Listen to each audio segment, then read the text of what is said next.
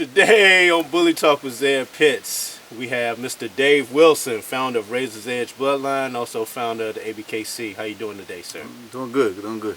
Long trip back.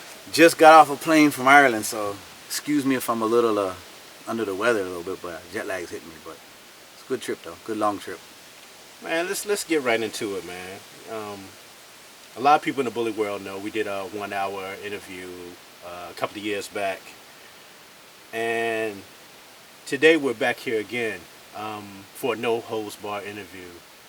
You really wanted to get a lot off your mind and just put everything to rest. What was the reasoning behind that today? It's just the bully world now it's changed a lot, and it's gotten to a point where it's big, it's huge, it's spread. And I think there's been a lot of bad publicity in a lot of ways out there. There's been a lot of mistold stories out there, and I think, in all honesty, the direction of the bully world, we've kind of lost our direction in a lot of ways. And I think at some point we need to go back to the history and get back into it a little bit, just so people can be reminded of where we came from, why we created this breed, why we are where we are today. So I just think that it's gone astray in a lot of ways, and there's a lot of voices out there that aren't really the voices of the people that really were influential in this, or even voices of people who aren't really even active in this. So I think at some point in time you just got to go back and just go over everything, hash it all out, clear it up, and just remind people of what started this whole thing. So my whole point in this is just really just to give people a reminder and some true history on some things that maybe they've been misled on or forgot, or just flat out didn't know.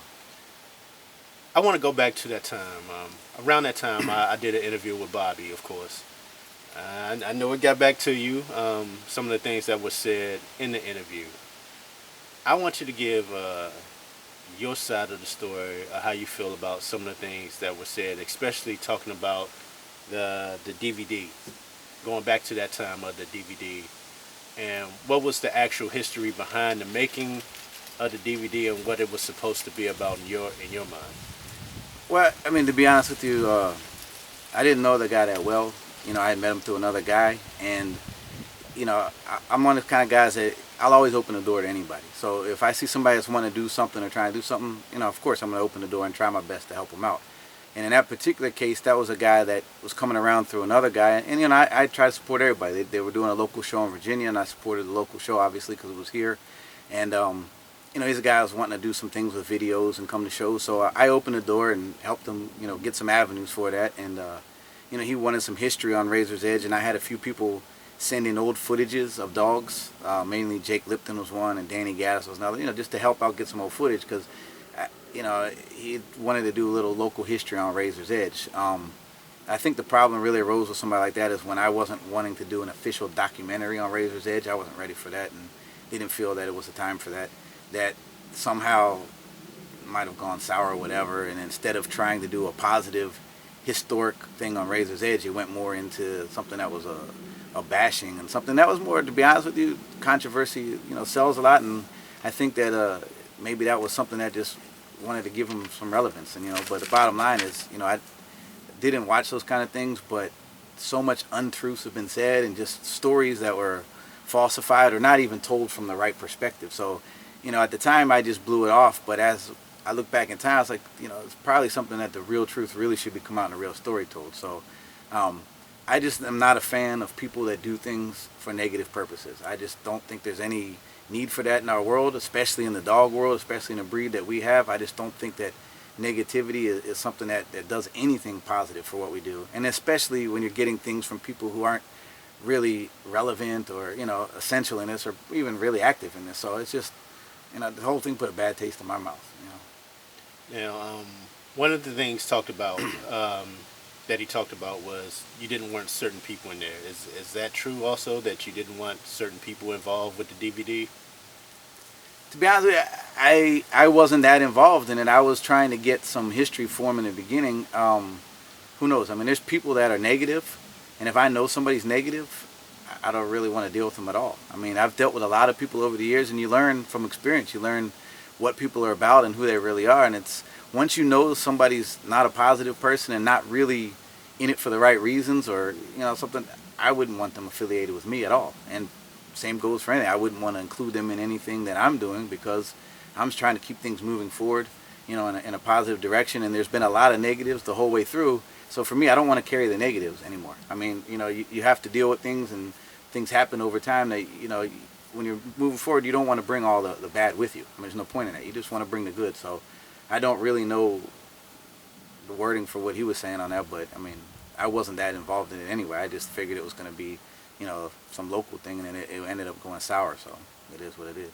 I guess one of the main things that was talked about was at the end of the DVD with the whole sipping Remy controversy. Do you want to go ahead and clear that up? Because here's the thing. In my lifetime, I've bred a lot of dogs. And in the process of breeding a lot of dogs, I've had a lot of people come and go in my world. Razors Edge was a concept created by me. It was something that I came up with on my own, and it was something that I started on my own. Along the way, I've dealt with a lot of different people. I've had people involved from various aspects. I place dogs with a lot of people. Building a bloodline back then isn't like it now. Now it's very easy to get bully dogs, and it's very easy to create. We've done a lot of the hard work, and it's already done. Those days was different. There weren't a lot of breeders breeding a certain style of dog, so you had to do a lot of work. You had to piece together dogs, get dogs from certain people. I mean, it was a lot of work, and in the process, unfortunately, the sad truth is that it requires a lot of dogs. In order to build something from scratch, you need a lot of dogs. You need a big stock of various things to pull from, and then you need generations to do it. So in order to build a bloodline the way I did, it required me having more than 50 dogs, to begin with, in different ways. So I involved a lot of people along the way. I put dogs in the hands of a lot of people along the way, and part of what I did is, instead of keeping all the dogs with me at all times, which I did keep quite a few, I would also place dogs with other people and work breed back deals and things like that. So, in a situation like that, people think there's some kind of truth or hidden propaganda. It's nothing like that. It's just a matter of putting dogs with people and getting your dogs back. And what people change or register their dogs as or name their dogs is outside of your control. That's a big issue I had with UKC was, I would have a dog and I would breed the dog, name the dog, be my dog, breed it, have puppies off of it, maybe put it in a home later on or sell it or do something where the dog went into other hands.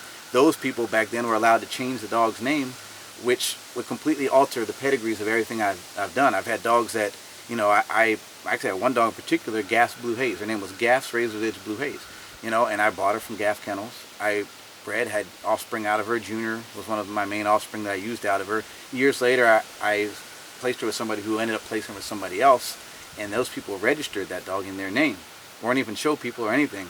So if you go back to my pedigrees, this dog's now got the name of some people who weren't even in the dog world when I did it, so it looks like they're the creators of my bloodline. Not bloodline, but that particular offspring. So in that case, like the sipping Remy and those things, I mean, it's a matter of dogs that were sipping Remy, sipping, champagne. It's my story and the dogs that I took, not somebody else's story. So the dogs that I kept out of the things that I did and moved on are exactly what I did and the way I said it. So it's just one of those things that I think people want to pull people in, over the years and say, oh, this person was involved in this or this person was involved in that. And the truth is, yeah, a lot of people are involved in a lot of things, but if I was involved there, it was at the hands of me. It was things that I was putting places and things that I was doing or overseeing, One of the things talked about Ellen Cross Kennedy with her dogs with Knuckles, Rage, and Little. They were saying that was the start of Razors Edge Bloodline. But you stated Razors Edge started back in Maryland and D.C. long before there was Knuckles. The first ever ADBA Razors Edge breeding was Mayfield Zeus to Jinx. Correct. And during that time, Jinx was given to Kirk Plater. So years later. Yeah. Oh no, yeah. That time for the yeah. Okay, I mean, here the thing is, Razors Edge started before the Razors Edge dogs that you know today. I mean, when I started with Razors Edge, I actually had game dogs, and then I moved from game dogs into, I actually got a dog named Diablo, who was supposed to be a game dog, but ended up being a big red dog. So I had developed a lot of things with Razors Edge, but also living in PG County in Maryland, we started to have issues with the breed. So at some point I decided that I wanted to change directions and get into Amstaffs. So I started to transition from game bred dogs to Amstaffs.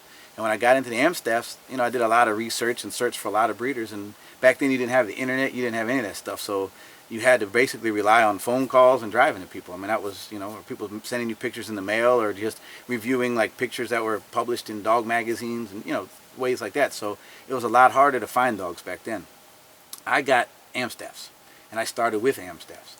And one of my Amstaffs in general, his name was Max, and Max was Razors Edge, Blue Max, that was his name. I linked up through another person, another friend of Ron. I had a friend named Ron who was also helping me find dogs, and build my M staff the way I wanted to. Couldn't find exactly what I wanted. I would find dogs possibly here and there that I liked things, but I really loved Max. But what I loved about Max was the Ryan side of his blood. And it was a bullier style am staff, and I really liked that blood. And I kept searching for it, and I couldn't find it. Finally, I had a lady contact me, and they said, there's a kennel named Caron Kennels who sold a dog to this lady named Kumar Kennels. That dog has Ryan blood.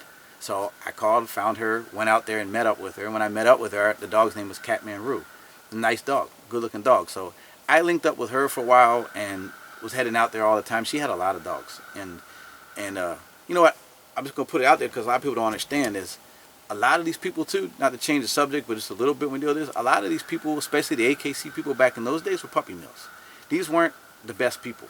And unfortunately, that lady, I mean, she had probably 70-some Amstaffs. She probably had 15 to 20 Dog Day Bordeaux. She had Rottweilers. She had Shar-Peis. She had miniature Dachshunds. And we're talking on a small piece of property. We're talking a person with over 300 dogs. So we're not talking a quality type of breeder that you would find today. We're talking a mass breeder, things that supplied puppy mills and pet stores and those kind of things.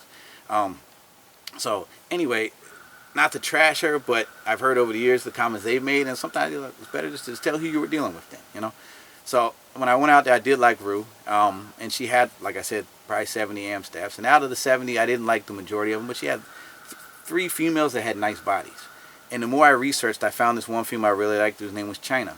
China ended up coming from Pam Perdue, who actually didn't produce her. She was bought by from White Path Kennels. I really liked the body on China. I liked the pedigree on Rue. Rue had the Ryan blood. China had the body. China was a ruffian dog, but a real bully female. So anyway, I told her, when you breed those dogs, I want something out of that. In the meantime, before that ever went down, I started going out there, training her clients for her, doing free dog training. I was a dog trainer too, offered free training, did a lot of things, and, became somewhat friends with her. She took a liking to my dog Max, and actually started using my dog Max on a lot of her dogs, which ended up producing her a Russian champion back then, FCI champion, ended up producing some of the best stuff for her. So long before I purchased any dogs from her, she was already using my dog. And this is, you can check it in any pedigree. So anyway, jump to the future. When the litter was born, I bought a good bulk of the litter. I thought this, to me, is at least a foundation of where I could build off of. These dogs all had the body style that I liked. Not quite the heads, not quite the muscle tone, but at least they had a good solid substance of the body that I could build off of. So I figured, let me buy dogs out of this. And I mainly bought females out of that. Like you mentioned, Rage, Lil, Roxy, there's a bunch of them. I bought the females. Because that, to me, was the building bone of a kennel, was females. My concept was always, if I could breed females that look like males, then I'll have the style of dog I want, and I'll always have good males. So I was always building Razor's Edge off of females. So for me, that was a great foundation of Amstaff dogs to build off of. Also at the time, my girlfriend was Jeannie, which I'm not sure, I'm sure we'll be mentioning this whole thing, but she was my girlfriend at the time. I had Razor's Edge prior to meeting her. She didn't even have pit bulls or bullies, or staffs. So, but when we got together, we obviously, when you live with your girlfriend, they're your partner and everything too. So we went and bought that litter. She preferred Knuckles. She wanted Knuckles out of litter. I personally didn't want Knuckles, to be honest with you. I just, at the time, my mind was focused on breeding dogs, not showing and things like that. And I wasn't interested in buying a male at all. I had my own males and I had other males I planned on using, but we worked the deal and we got Knuckles and a bunch of the females out of that litter. And time went on, as these dogs progressed in age, never got our paperwork. Paid the lady in full, never got paperwork. Ended up sending letters and letters and letters to her. It got to the point that it got ugly. These dogs were over a year old and still no registration, and she was paid in full on all the dogs. And we're talking maybe a total of 7 dogs. On dogs that we spent like $1,500 on, and back in those days, $1,500 was a good chunk of money for a dog. So it got to the point that I ended up having to get legal counsel to send her letters, and still nothing happened. I ended up talking to Pam Perdue, who had sold her China. Pam Perdue told me, you know what? China's UKC registered, still in my name, and Rue is actually UKC registered, still in Caron Kennel's names, the producers of Rue. So I contacted both of them, and they both helped me get the UKC on both the parents, and we were able to single register Knuckles, Rage, Lil, all the dogs UKC. Never was my intention to go UKC. Again, I went from game bred stuff, which was, to Amstaffs, which are AKC. So here I got a whole bunch of dogs I was building off of that are all UKC, and a couple of Amstaffs that I still had. So what I ended up doing is I ended up showing UKC. And Knuckles was the first dog to go in the ring for Razor's Edge. Jeannie handled the dog. That was kind of the deal that we had. Was I was the breeder, all my concepts, everything on breeding. She was the handler. She was great at handling dogs, did a great job. So she went in the ring with Knuckles and did very well with Knuckles. And we did very well for Razor's Edge. And that kind of pushed Razor's Edge into the pit bull world, UKC world. We didn't actually go in there by choice. I went in there because of the circumstances. Basically, our hands were tied. We had no options. So a ton of dogs bought and nowhere to go with them. So that's how we ended up in Razor's Edge, ended up in the UKC world. A couple years later, come to find out that Kim R. Kennels had been forging my name on all the breeding she did with my dog Max. So once that happened, I sent it to the AKC. AKC wrote her a letter. They were going to freeze up all of her paperwork on all of her dogs. And all I had to do was sign off. So then she wants to contact me and work a deal and whatever. And at that point in time, we were already so invested in UKC that I had already started doing breedings and showing and doing well that there was no need to go back to AKC. But in the end, I ended up getting my AKC papers on all my dogs. But at that point, I was so invested in UKC that, there was no need to go forward. So that's how that blood came to be. And that was one of the foundation building blocks of Razor's Edge. I mean, there was other dogs. That was just the foundation of it. But by no means did that person start me out. That was just somewhere I went to get it. And these were also dogs that weren't even produced by that person, the parents. So it's the same concept as what they try to flip on me. Like, you bought dogs. You didn't. Everybody's got to start somewhere. Even that person bought dogs that I got the dogs out of. So they didn't produce them. So, yeah, because you talked about that one time. You said Knuckles was a good beginning, but the dream was King Kamali. Explain that. Yeah, well, the dream then wasn't necessarily King Kamali, because the dream then, I couldn't have envisioned King Kamali at that moment, because the look I was going for, I knew the look I wanted, but I couldn't find it in one dog. And then at that point, I'd switched from Amstaffs to pit bulls. And in the pit bull world, it was a way broader market, way broader, way more selection to deal with. So I was watching things that I liked. And to be honest with you, I watched Watchdog. I love the stuff that Casey had, and I love the head on the Watchdog dogs. Big, nice, chunky head. Not the body style I like, but love the heads, I love the muscle tone that I was seeing Pam Carter producing on the gaff dogs, the early gaff dogs, the stuff that stems from Knollwood and that kind of stuff, not the AKC stuff. But I really love the muscle tone on those dogs. And I love the Amstaff body that I had. So somewhere in my mind, I was, if I could have this head, this body, this muscle tone, I got what I want. And that's when I started, blending different things and getting different stuff. And King Kamali, if you put all those pieces together, really is the outcome of the concept. That particular dog didn't exist, but the concept existed. Just to backtrack, you mentioned Ellen Koss. I know there was some weird show that popped up somewhere where people talking about everything Razor's Edge from Ellen Koss. Ellen Koss I bought one dog from. Her name was Sadie. And I just bought Sadie for $500. I bought her for her pedigree because her top side was Amstaff, her bottom side was UKC. But what was cool is if you trace the Amstaffs on the top half, they went all back to the UKC dogs on the bottom half. So her pedigree kind of showed the creation of the Amstaff from the pit bull. She wasn't bought as a foundation breeding dog. She was bought more almost as, she was an earlier on pet that she ended up turning into something and later on was utilized in our program. I ended up using her later on to Mr. Brooks, but Ellen Koss, I don't know why anybody would think to put that name anywhere in Razor's Edge other than one dog came from her. And again, it was a dog from parents that she didn't even produce the father. It was something that she studied out to. But, to me, it's crazy that when something becomes successful, people want to step up everywhere and take credit for it. And they all want to cut you down for not giving them credit.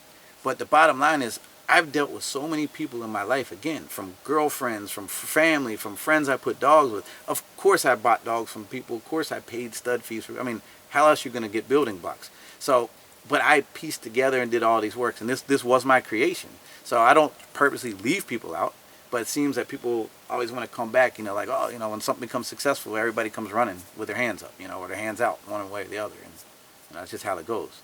But as far as the Jeannie being the creator of Razor's Edge, by no means. Jeannie was a girlfriend of mine through a period of time of Razor's Edge. Not in the beginning, not in the end. But in a very great part of the building of Razor's Edge. And she was a great partner. For the time she was there, she was a great partner. She wasn't a breeder, but she was an excellent handler, excellent at handling, and excellent interacting with dogs. She was probably at that moment of life the ideal person to to be the person that interacted more with the dogs and did more with the dogs. So she was an influential part of Razor's Edge.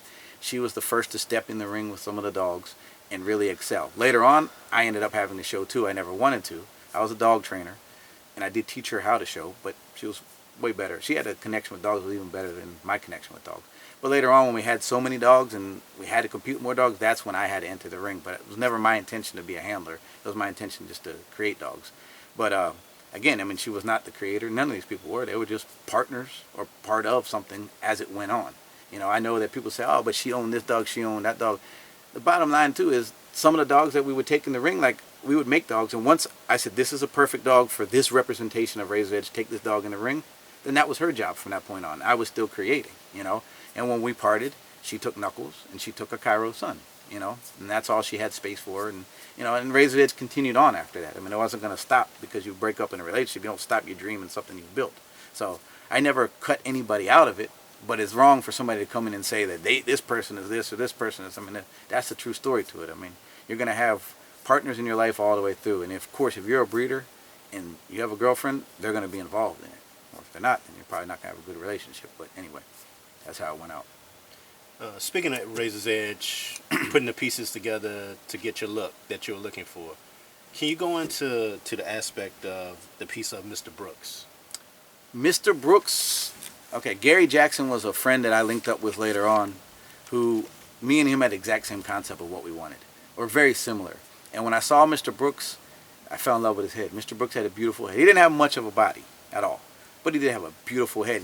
And his head did stem from some of the Watchdog blood. He had Sierra and Watchdog and a lot of things, but that look of his head stemmed some of it from the mother side on the Watchdog side. So when I saw him and his brother Mook, who was actually nicer. Let me back up.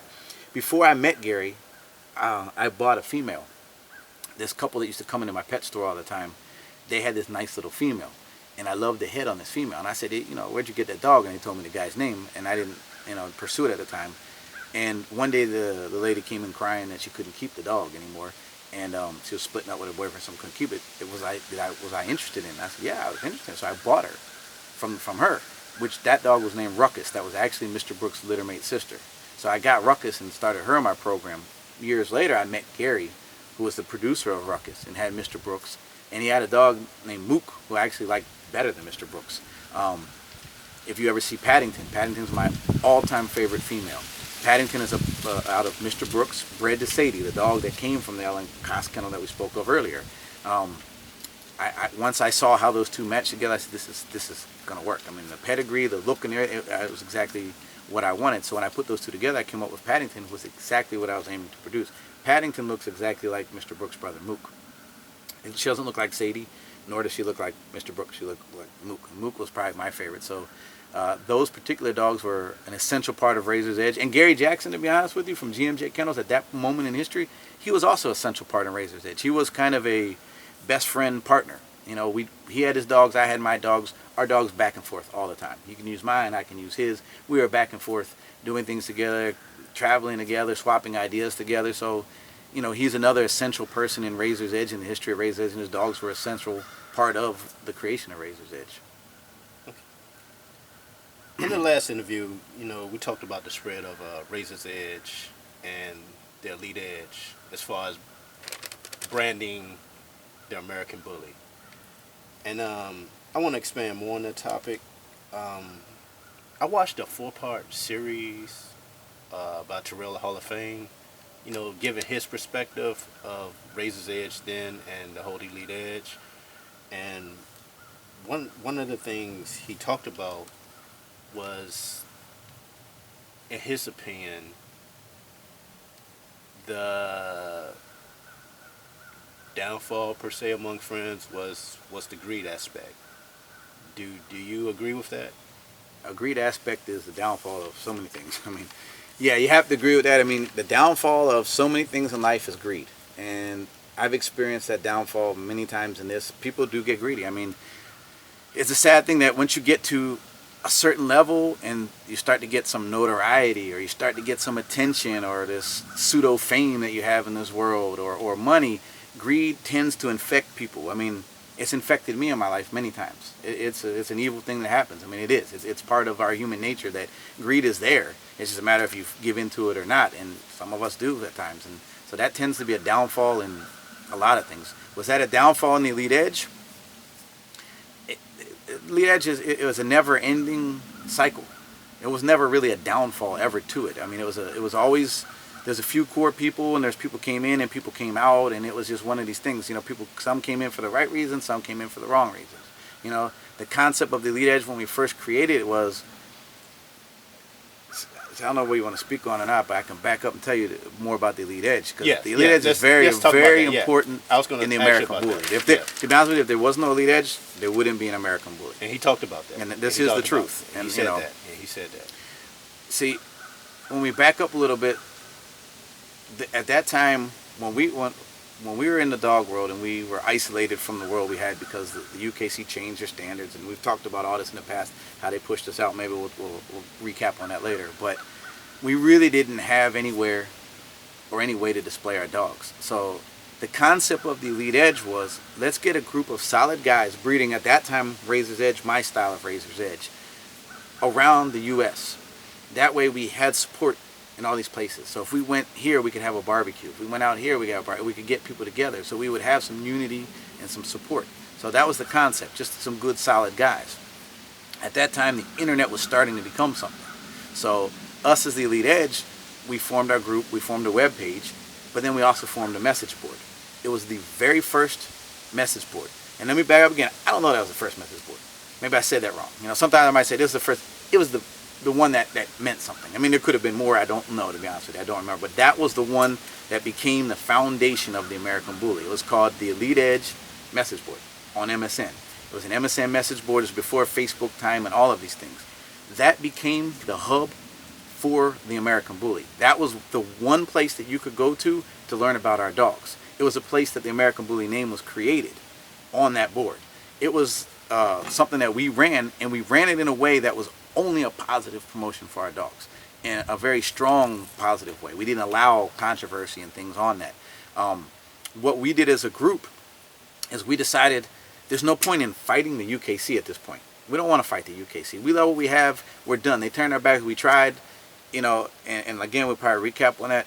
We decided our concept was, let's go market what we do to a new market. Forget the existing market. Let's get out of this and let's find it. So what we did is we started to look for like things that we would fit in. Car shows, concerts, you know, different things. And we would go literally, like Dub was big at the time. Dub shows were a big thing. You know, I'm sure you remember Dub. But it was a big thing at the time.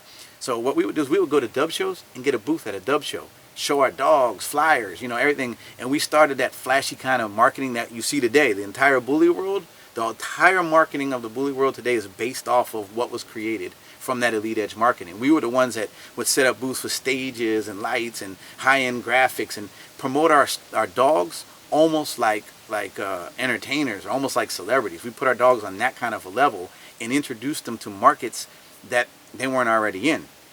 Like I said, Dub shows, concerts. I remember I took Little Row into VIP sections in nightclubs with rappers at the time and people who are famous. You know, like we would take them to the hotels in California, the Standard Hotel in LA, and we would do all kinds of things. We were out there everywhere trying to get people to see our dogs, just promoting the Elite Edge, promoting the breed, and then it wasn't the American Bully yet, promoting our message board, promoting all this. So the Elite Edge was the powerhouse that pushed the promotion of the breed to draw in the market that it is today. We also kind of set the standards to the culture of the world that we have today. And if you look at what we have, we are kind of a pseudo culture on our own, and we're a niche culture, but we are our own culture.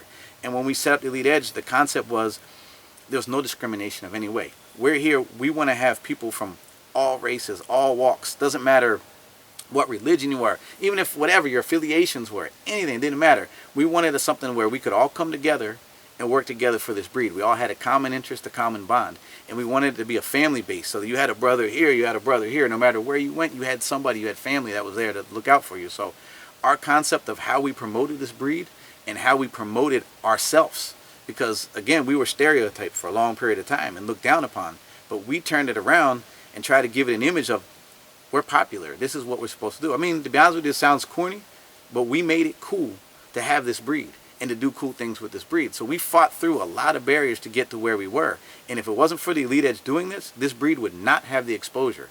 I know Gotti and all these other lines and things existed, but it was that powerhouse that pushed us and elevated this whole entire breed to get to the next level. It was that powerhouse that pushed us through all the barriers that we had to get through. That message board that we have was huge. It was the powerhouse for this breed. Nothing happened if it wasn't on that message board. I mean, any event, anything we put together, every single thing. So the Elite Edge was really, in my opinion, was the biggest thing ever for this breed. Even the people who weren't in the Elite Edge still participated in the Elite Edge board and still affiliated through the Elite Edge in some kind of way. Yes, there was other groups that popped up, there's other groups that came later, but it was that particular group. It wasn't just a group of guys. It was a whole marketing concept. If you go back to even Atomic Dog magazine, those were guys brought into the Elite Edge that wanted to start a magazine. That magazine was supported by the Elite Edge, promoted by the Elite Edge, and eventually owned by only Elite Edge members. A lot of these things. So the Elite Edge and the concept and everything we did, it was the only thing at the time that really pushed us to the level we are. So yeah, if you talk about power struggles within and greed, and those things happen in life anywhere. I wouldn't say it was a demise of the Elite Edge because the Elite Edge continued on. I would say that the Elite Edge today isn't the same as the Elite Edge of those days, but it's because the market doesn't need it. The work was done. The Elite Edge pushed this thing to where it got to, and now this thing is so big that the Elite Edge isn't a necessary thing the way it once was. Now it is more a group of just, breeders and guys, guys and girls that have a certain type of dog, but I wouldn't call it a demise. I would say the demise of members. Yeah, there's always going to be a conflict of interest, and some people thought one way and some people thought another way, and those things happen. Groups never stay together forever. Just what it is. I'm gonna ask you because he, in his opinion, I'm gonna ask your opinion. In your opinion, do you think it'll ever be another group that like the Elite Edge? No, because of the caliber of dogs that were there at the time. No, because that's looking at the Elite Edge. And no offense to Terrell. Terrell's a great guy. I think he has a great concept for this breed. He knows this breed now. I think all of us have had differences along the way. We might have said and done things that we didn't, really feel about each other. But I think he's on track with what he thinks, and I do respect him a lot, and I do respect his vision for the American Bully. I think he has the real vision for the American Bully. And he was an essential part of the Elite Edge for the time that he was in it. He's a good friend of mine, and we've rekindled our friendship and our friends to this day. But I think, and not to belittle what he's saying, because it is true what he's saying if he's referring to it as a group of breeders with Elite Edge, but that was just one element of what the Elite Edge was. The Elite Edge was a bigger thing than a group of breeders just breeding quality dogs. The Elite Edge was the powerhouse for this American Bully breed, and it was the market. To me, Elite Edge is. And you see it now, you're like, oh, well, these are the members of the Elite Edge, and you just break it down to a group. But the original Elite Edge, it wasn't just a group; it was an entity. It was the American Bully world, if you really want to look at it that way. It was what pushed this American Bully world. Like I said, from everything, from the marketing to every aspect of it. So the original Elite Edge was a bigger thing than the group, the Elite Edge. The original Elite Edge was the powerhouse that pushed this American Bully movement. So I agree with what he's saying, but I think that he's also not pointing out that the Elite Edge is much bigger than members. It was a whole bigger thing. So no, it can never be again. Because you can have an Elite Edge group of elite breeders, yes. And you can have a group of, like that with everybody's breeding, yes. But you'll never have that powerhouse movement again because we've already done it. We did it. We started this world. We pushed this world. This world is here. This world has now grown beyond our expectations and beyond what one entity can do anymore. So you'll never have the entity, but you may still have a group of elite breeders. Talking about the West Coast as far as Razors Edge, two dogs in particular I want to talk about that had Razors Edge blood that I want to get your opinion about. One is Remy. Let's talk about him first. Your thoughts on Remy's legacy and your thoughts on Fabian calling Remy the Remy line. Okay. Well, just real quick, without the West Coast, this wouldn't happen either. The West Coast added an element to what we were doing that finished it. Cruz at the time was my partner, essential in the bond between the two coasts and unifying these things that got it to a whole nother level. So if it was not for the connection between the East and the West Coast on doing this, which brought in Gotti line and other things, it would have never happened. So the West Coast was a huge factor in the American Bully. Back to Fabian. There was a lot of nice dogs. I was completely shocked when I went out to California to see. I had sent a lot of dogs out there. I sent dogs. Cassidy Santos was a big person for me at the time. Mike Montgomery, Carlton Pratt. Fabian never got dogs directly from me. However, he got dogs through people that I sold dogs to. Remy Martin in particular, I sold dogs to a guy named Byron. I know a lot of people say this Tilo, but Tilo bought those dogs way years later. I sold Byron a dog named Sage. And when Sage came of age, he wanted a partner for Sage. So I told him, just wait, I'll create something specifically for her. And I did, and it was a dog named Blue. And I sold Byron Blue. Byron is who bred Blue and Sage, produced Remy. He actually, the first go-round, he produced Remy and a sister who was gorgeous. And they were actually purchased from a guy named George. I don't remember his last name now, good guy. But anyway, and then he ended up selling Remy to Fabian, and the deal, they worked. Remy, to me, at the time, was probably the ideal Razor's Edge dog. It's a beautiful dog. You cannot take anything from Remy, and nor can you take it from Fabian. Fabian did his thing. I mean, he marketed the hell out of the dog, and he did a good job. And he built a name for himself, and he built a name for his dog. So, as far as Remy, the dog, can't beat it. I think Remy was probably almost the ideal representation for Razor's Edge at that time. There was nothing at that time that I would have taken away from Remy. Remy in his prime, up in weight, gorgeous freaking dog, man. Unbelievable. Fabian, I don't necessarily agree with everything he did, but I commend him on making a name for himself in the dog. I mean, me personally, no, Remy to me is a pure Razor's Edge dog. I mean, his parents were sold as a breeding pair, created from my hands, sold to this person. I think that person is the credit. Byron would be the credit of the breeder. The blood obviously would be the credit of Razor's Edge, because it was a breeding pair made by Razor's Edge, pure Razor's Edge, sold as a breeding pair. And for many years, Fabian did say that and respect it. And I'm not sure he ever didn't say that. So I really can't say that he went against the grain. I think he decided to base a line off of a dog. And his concept was to mass breed the dog to everything and put the name on the dogs, or at least on the ones that he, which it worked.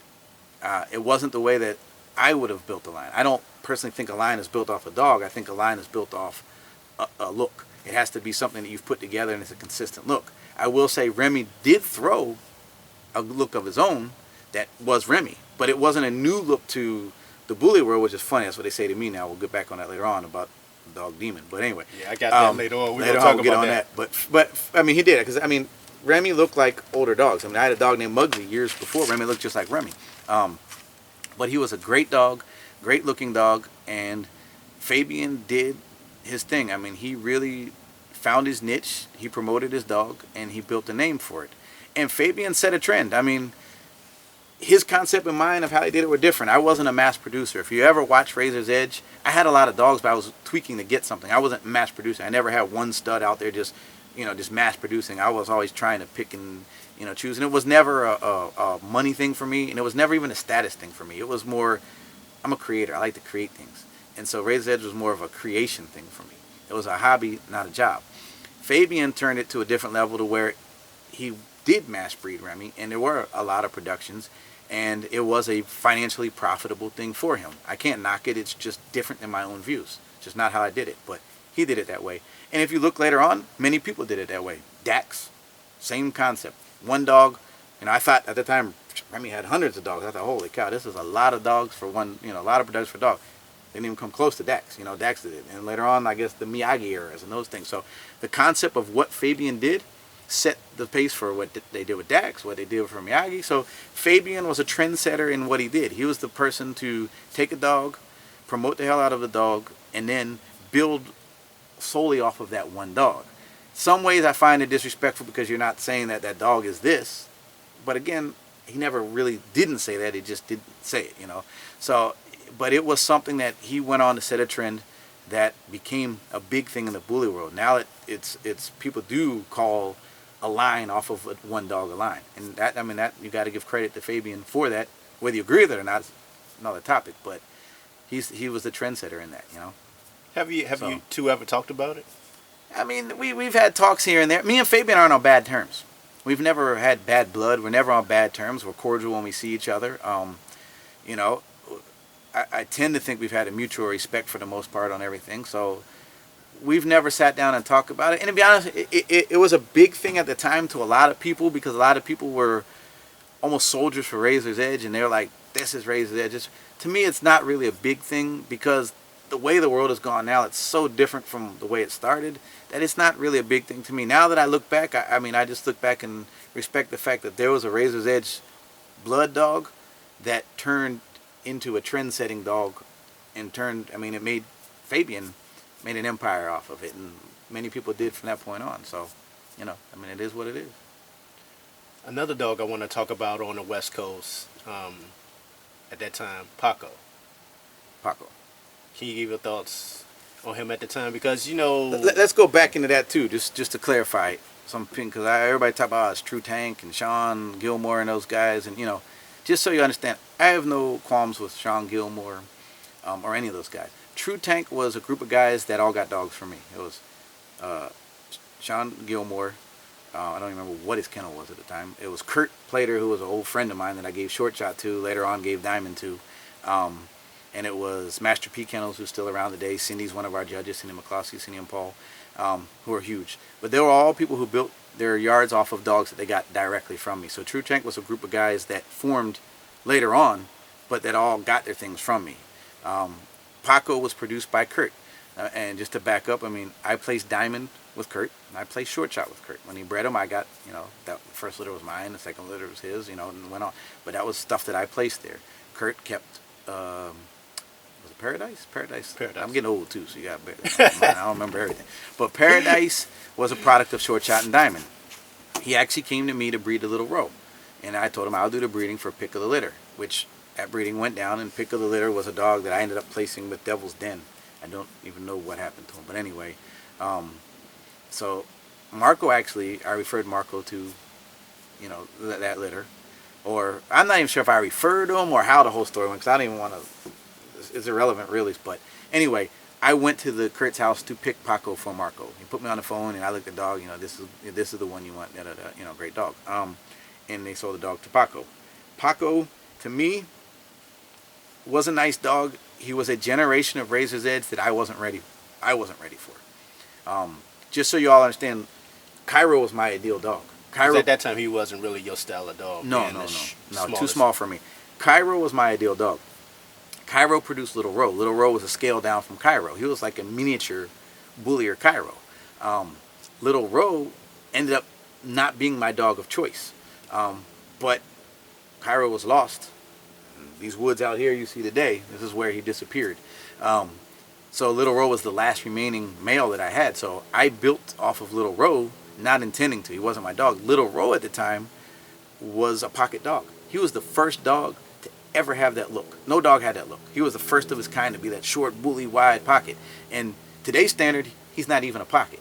But he was the trendsetter for the pocket. That's what he was. Everywhere we took him, you stack him next to Gotti and all those dogs. They were tall dogs. And he was this short bully dog, So Row is the dog that kicked the door open for all the pocket style dogs of today, even though he wasn't pocket by today's standard. I learned that tight breeding on some of these dogs scaled them down. And it happens a lot in my line. I learned a lot of things in my line, and when you do breed tight on a lot of dogs, you do scale down. And Row was a scaled down Cairo, because he was a product of two Paddington kids bred to eat. Well, Cairo is Paco, yes. Was it? Who's Little Row? I can't remember. Oh, Viagra. Viagra. Two Paddington kids bred together. I said it right. I told you it's my name. I don't always remember these days. But anyway, two Paddington kids bred together, produced Little Row. He was a scaled down. They bred Row, Paradise, all the same blood. That scaled down again into Paco. For me, Paco was too small. Didn't realize, I might have missed the boat on that market there. Didn't realize that was going to be a popular trend and a popular one in the bully world. Row, to me, I should have known it, because the hype that built around Row was because he was smaller and shorter and different. And then Paco, even a generation further. My style, no, wasn't my style at all. But I give it to Marco. There's another guy right there that just, shoot, man, he took it and ran with it, man.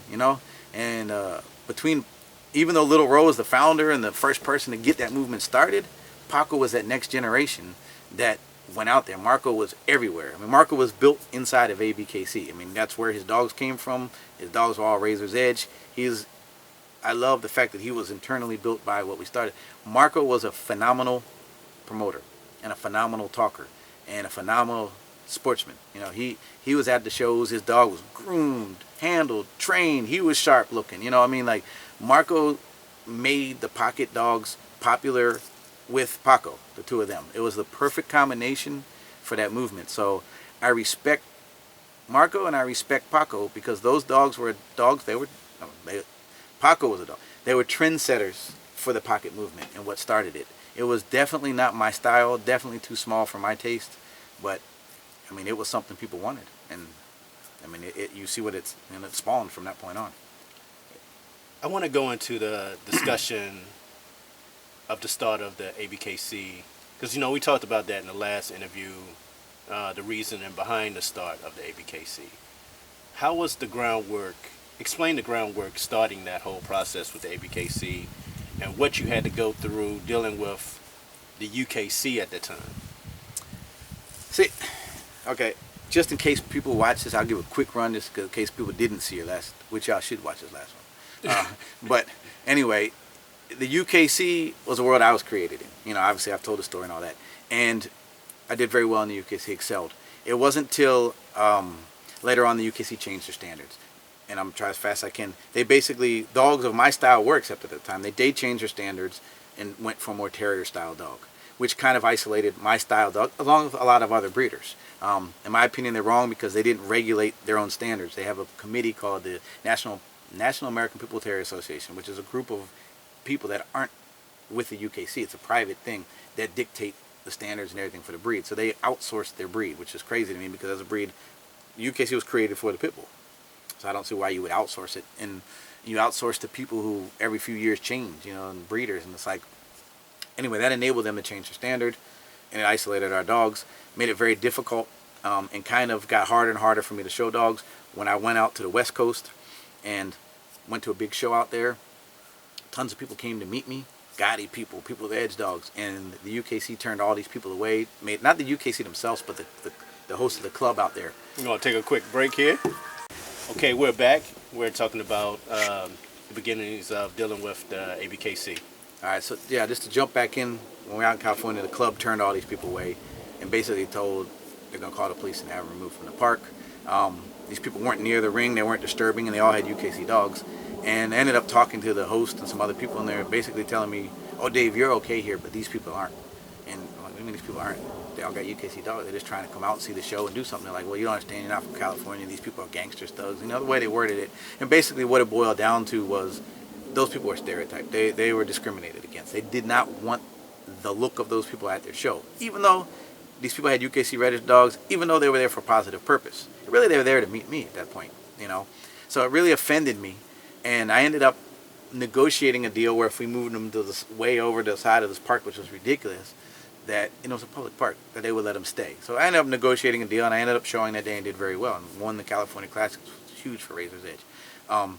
Came back out another time, and it was even worse. And these people were even further away from the ring, but they called the police, had everybody escorted out like criminals, and I got really upset over the situation. And to me, it was just like the last stab in the back. It basically said, we don't want your dogs here anymore. Now we don't want these people here, and, you know, so basically just isolated and just discriminated against everybody. And again, it was a situation where they kept trying to use that, but you're okay. You know, you're okay. They're not, you know, which to me, that's not cool. These are my friends. These are people that love their dogs. I'm not going to just let them be treated like criminals just because they're out here trying to do something with their dogs. They're just trying to, they didn't have any avenues. They weren't dog fighters. They weren't, you know, any of these things. They had UKC registered dogs. So to me, it was a huge wrong. And that's when I stood up and said, you know what? I'm leaving then. I'm not staying or being affiliated with something like this. Forget this world. And I walked away from that world. And when I walked away from that world, I got ridiculed by that world. Then I became the bad guy. Even though back then I was excelling in that world. Even though I was okay, but it's not, you know, whatever. I got ridiculed, but I didn't care. I was like, you know what? I'm standing up for what I believe in, and other people stood up with me. And when we stood up, we could verbally talk to these people, and we had nothing. We had no outlet. It's like, what are we going to do now? We have nowhere to go with our dogs. We're not even accepted by the people we're spending our money with. So what are we going to do with our dogs? And I had thought about it long and hard for a while, and I was like, I don't really know. And I thought, well, let's just build a registry. Why don't we just do our own registry? And I didn't know what that entailed, but I brought in other people and partners and friends that were working with me, and we decided we got to create a registry. Prior to that, we hadn't even given the breed a name. And we were on the Elite Edge board all talking about the breed and what to call the breed. And, there's a big fight against people didn't want to change the name. But my argument was, it's not a pit because we're not fighting them. They don't go in a pit. The terrier side of it, we're not even breeding for the terrier side. We're not breeding, the thinner dogs. We're not breeding the really aggressive dogs. Like all the terrier traits, we've almost pushed them out of the breed.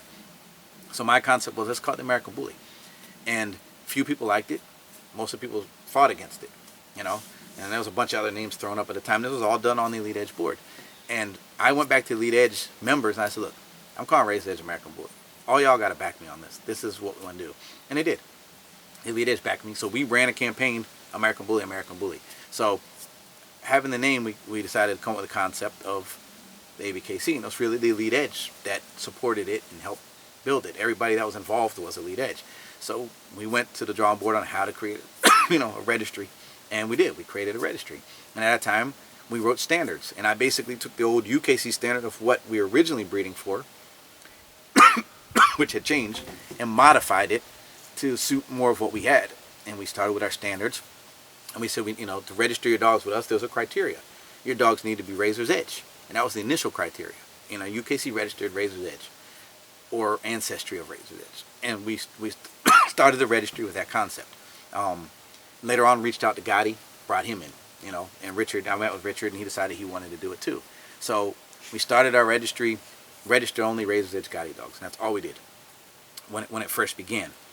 It didn't really take off. It enabled us. We were having events and doing shows, and enabled us to have a sanctioning to them, but people weren't really like kicking into it. It wasn't really taking off. It was a registry, and we were issuing pedigrees, and we did have standards, but it wasn't like a big thing. It was still there. It was doing, bringing people together and doing stuff, but it wasn't like really like a registry at that point. It really hadn't kicked off. In the backtrack, I know other people say, I've heard this, oh, you weren't the first registry, or oh, you weren't the first person to show shows. There was this. No, the bottom line is a lot of us threw events at the same time. We were all kind of working together. There was Larry on the West Coast throwing events. We were throwing events here on the East Coast. Byron in Texas was throwing. We were all throwing events, but they weren't sanctioned events. Even though I had a club name to them, they didn't have a registry sanctioning those events. They didn't have a registry giving papers. We started that as the ABKC by sanctioning these events, giving the dogs standards, giving the dogs pedigrees, and that's what we started, and that's what we started pushing. But anyway, it started in 2004, and it didn't really get popular. Shows started to get popular, but the registration side of things didn't really kick off until probably 2007, before people were finally getting used to it and registering dogs. At that point, the UKC took us as a joke prior to that. And the UKC world looked at us all like we were trash, And I don't mean the entity as far as the UKC, but the people that supported it, And I'm just using that term as that, that thing is not necessarily the entity. But at some point, the entity woke up and said, this might be detrimental. In my opinion, this might be detrimental to what we are. So that, to me, was a monopoly. The UKC had been around for over 100 years. They were what created the American Pit Bull Terrier, because the AKC is the biggest, oldest registry in the world. The AKC owns everything in the dog world. They would not accept the Pit Bull. UKC started for the Pit Bull because the AKC wouldn't, because it didn't have standards at the time. UKC became the second powerhouse for registries in the United States. AKC, then UKC. And these were monopolies, We were just a little guy just trying to work with our dogs. Once we finally started to make headway and get there, they issued a lawsuit against us. And basically the lawsuit was saying that our pedigrees were too similar to their pedigrees.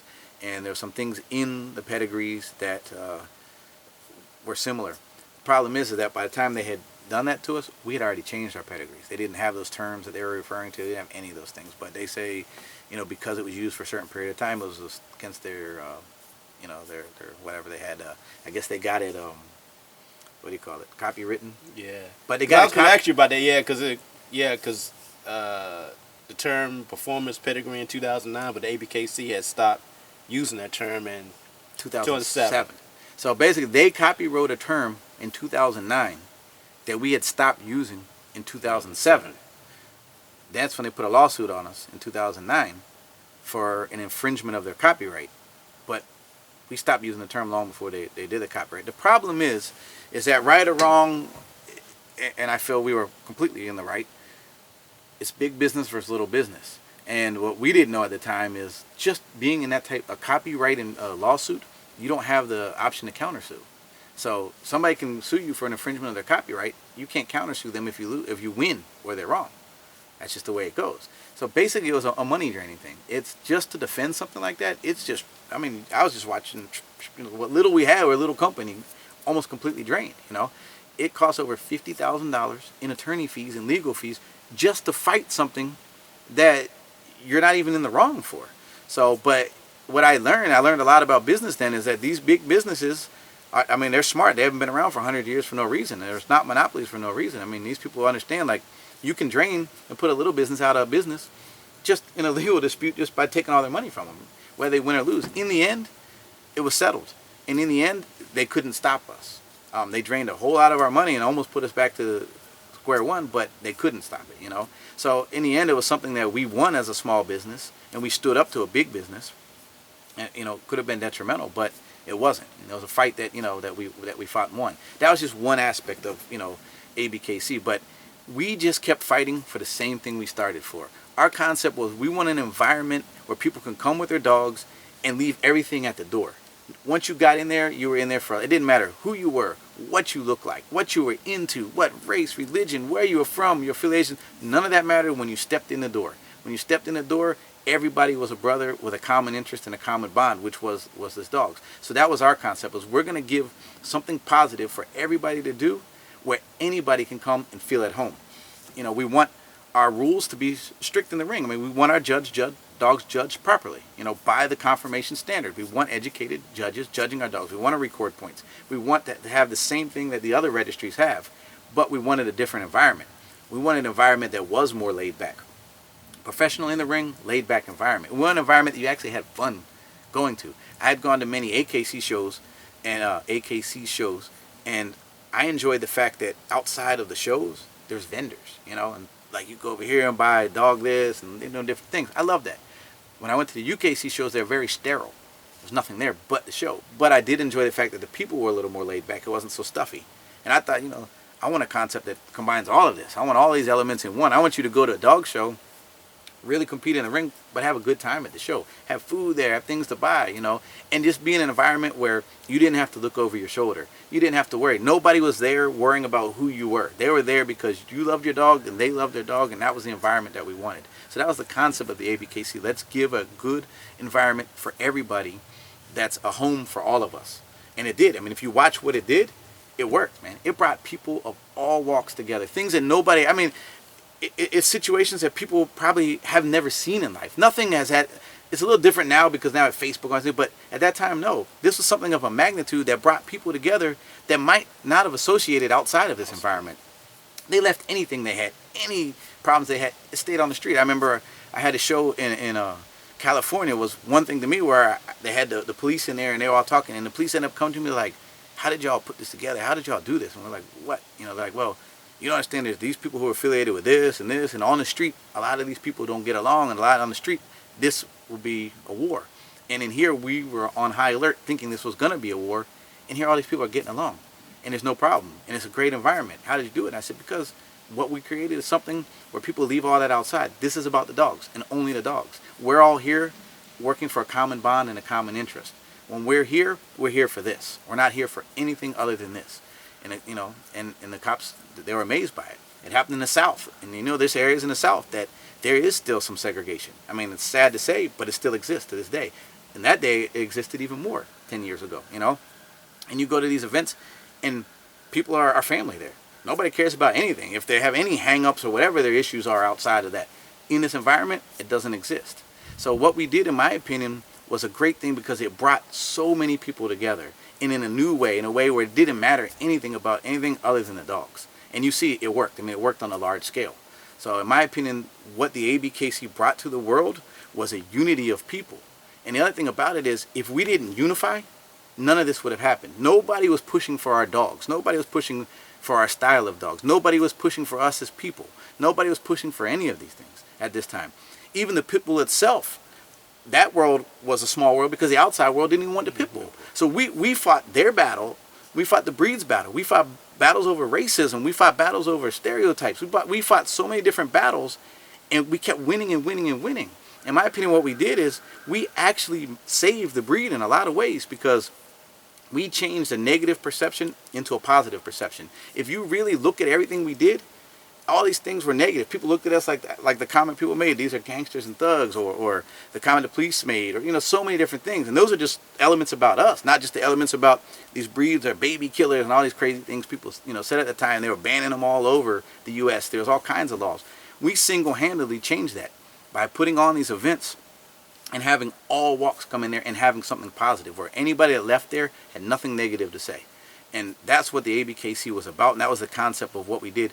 And it worked, man. It worked in a way so well that it grew worldwide, and it ended up spawning pop-up registries and all these other things too. It ended up being something huge. Now you look at the ABKC and people start to pick it apart, but they don't realize that this thing right here, this entity, Elite Edge, ABKC, all these things that we did, all fought against the system to get to where we are today, to make all of this acceptable, to have me and you sitting here today, to have everything. Like people don't realize they like to pick things apart. I think when something is easy in life, sometimes people forget there was a struggle, and they forget all the things that help build what they have today. I'm not here to tell you the ABKC is the first this. I'm not here to say Razors Edge was the first this. I'm not here to say the Elite Edge was the first this. But what we did with these entities is we pushed this thing to where it is today and made it acceptable, made it popular, and mainstreamed this whole thing. And that's what it did. And that's what the ABKC did.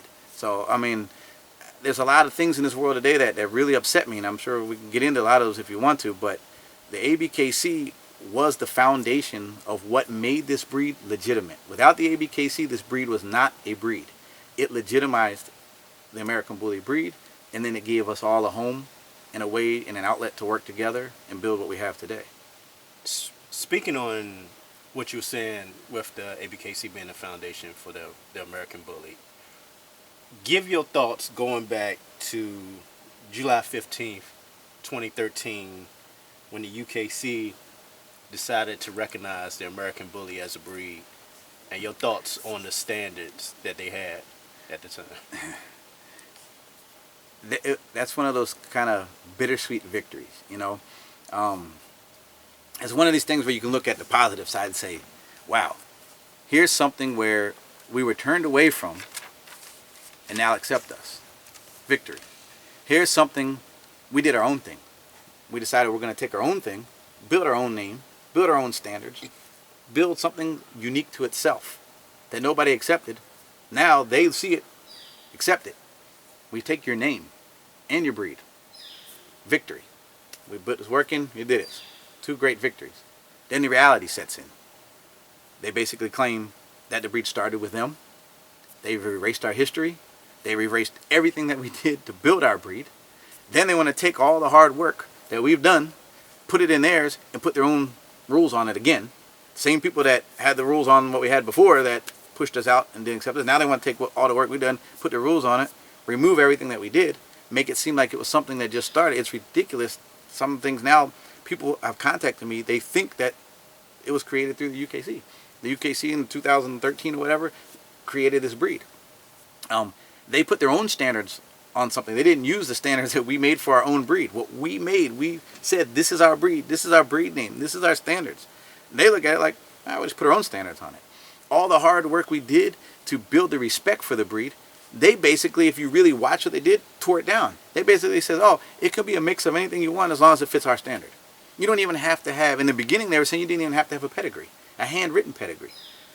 A handwritten pedigree is completely devalues what you have. That means I could steal your dog, turn around, write a pedigree, register it with them. I go on a stolen dog with papers. It's like it's ridiculous. So to me, what they did was they accepted it, but they degraded it, and they accepted it, but they removed us from it. And what really bothers me today too is when you see a lot of people that are in our world, that built in our world, like think that's a better world, or think like let's go there and compete there. It's great they accept us and all these things. When they don't realize that world didn't want you before. The only reason they want you now is because they were forced to have to stand up because we were such a powerhouse in what we did. We were a huge force in this thing. So first when I saw it, I thought, hey, this is a victory. And then when I saw how they did it, I was like, oh, this is unbelievable. Disrespect to everybody that's done this, everything about the breed. They don't even know what our breed is. They lost control of their own breeds. They, to this day, still register some dogs as pit bulls that we wouldn't even accept as a bully, way beyond. Like, I think they lost control and didn't know where they were going to go, personally. I mean, this is my own personal opinion, and I don't know if they chased the money aspect or they were trying to separate stuff in their database. Whatever the case was, they didn't have a clear vision of what they were doing, I don't think, because it didn't work for them. But I think it really belittled everything that we all did and everything that we built. And nowadays it upsets me because when I read the history, there is no history. When I read the standards, they're not our breed standards. When I read the criteria, it's not the criteria that we have for our breed. So there's nothing about what they have that is about what we created. And they removed us from it. Yeah, because I was going to ask you about that. Your thoughts on people who are saying, this is a good thing, knowing the struggles you went through in the beginning with the whole process of I wish the I could American take those Bully. people back in time. Because the same people saying that back in time would have been isolated from the world that they're praising right now. I wish I could take them back in time and say, But there is another side to it. It's like, okay, now we are accepted in something that we weren't accepted in before. So I can understand that. And it is another outlet. I can understand it's another outlet. I can understand those things. But me personally, no. If you spit in my face and then later on you want to give me a hug, but at the same time still spit on me, I'm not trying to be involved in that. That's to me what it is. Like, no, you spit on us. You told us we were no good. You told us we weren't accepted. So we did our own thing. And now you're saying, oh, we're going to take your own thing, but we're going to remove all of y'all from it and everything from it. And now we're going to promote your thing. It's like, I personally don't see it as a victory. I mean, I don't. I see it as a disgrace, personally, and a disrespect. So Did they ever reach out to you about that? He reached out to me. The president reached out to me and said, hey, why don't you come? And basically wanted to give me a tour of their office. And, I just had no desire. I mean, I told him, do what you do. I mean, I wasn't rude or anything like that. I'm not that kind of a person anyway. But, no, there was no, people say, oh, you're going to link up with them and do business. No, I'm not. When I stand up for something, I stand up for something. I mean, and I stood up for a lot of things in my life and have taken a lot of heat from all different avenues. I'm not the type of person that folds, man. I don't fold. I mean, if I stand up for it, it's because I believe in it. That's why I stood up for it. And I'm going to continue to believe in it. I'm not going to fold or sell out or do any of those kind of things, So I have no interest and never did have an interest in working with them or talking to them. I mean, their interest wasn't to give us credit. Their interest wasn't to follow our standards. And their interest wasn't to include our history. So then, to me, there's nothing that we can work on. If we're going to just remove all of our people and everybody that did everything and remove all the stuff that we built, there's no need for us to even talk. So I want to get into right now talking about the different classes in the beginning with the ABKC compared to now where the extreme is now, I guess, pushed into the standard. Can you talk about that whole concept from the beginning with the different classes and why was the change made to move extreme over? Yeah. I mean, originally it was the standard. That was it. And me personally, I felt that it should have stayed that way. But because we were the ABKC and we were built by our community and we were a registry for our community, we were always open to the community wants and needs. The community really demanded the pocket class. And again, when we spoke about Paco and all those things, that was, what pushed that movement. And there was a big demand for that. So we decided to implement the pocket class as a variety of the American Bully. The other issue that we had at the time is there was other dogs that existed that were in our world. Big, tall dogs. They don't exist today, those lines, in our world for some reason, but they did back then. I don't remember the lines, but anyway, they were part of, they had the same ancestry as the Gotti line and the Gray line and all that, but they were a taller dog. And they were in our world, and they didn't have an outlet either, so they were brought into our breed. So when we did it, we had the XL, the pocket, and the standard. There was also a big variety of dogs, like the Gotti dogs, that were extreme bone, a lot of bone. And the demand later on pushed for the extreme class to be added. So these were all things that were implemented by our community. Varieties within our breed. Our breed, just like the pit bull, is very broad. It's in some aspects very consistent. In other aspects, it still has diversity, just like the pit bull does. And if you look at the pit bulls today, there's all varieties of pit bulls. If you really look at it, they don't label them as varieties, but they really are varieties. So these are things demanded by our world and our community. So we implemented these classes. Later on, the classic class was added because a lot of breeders who were breeding these dogs were creating the throwbacks, the dogs that were used to create the dogs. And a lot of these people wanted to be in our world. They really wanted to compete in our world. And they didn't have a home either. So a lot of these varieties were created almost for a home for the same breed of dog. So it was styles of the same dog, but there were styles that were all being produced within our breed. And instead of saying, let's eliminate this style, we decided let's go with the varieties. That's what I've seen it done in other breeds, because you are getting different styles of the dog.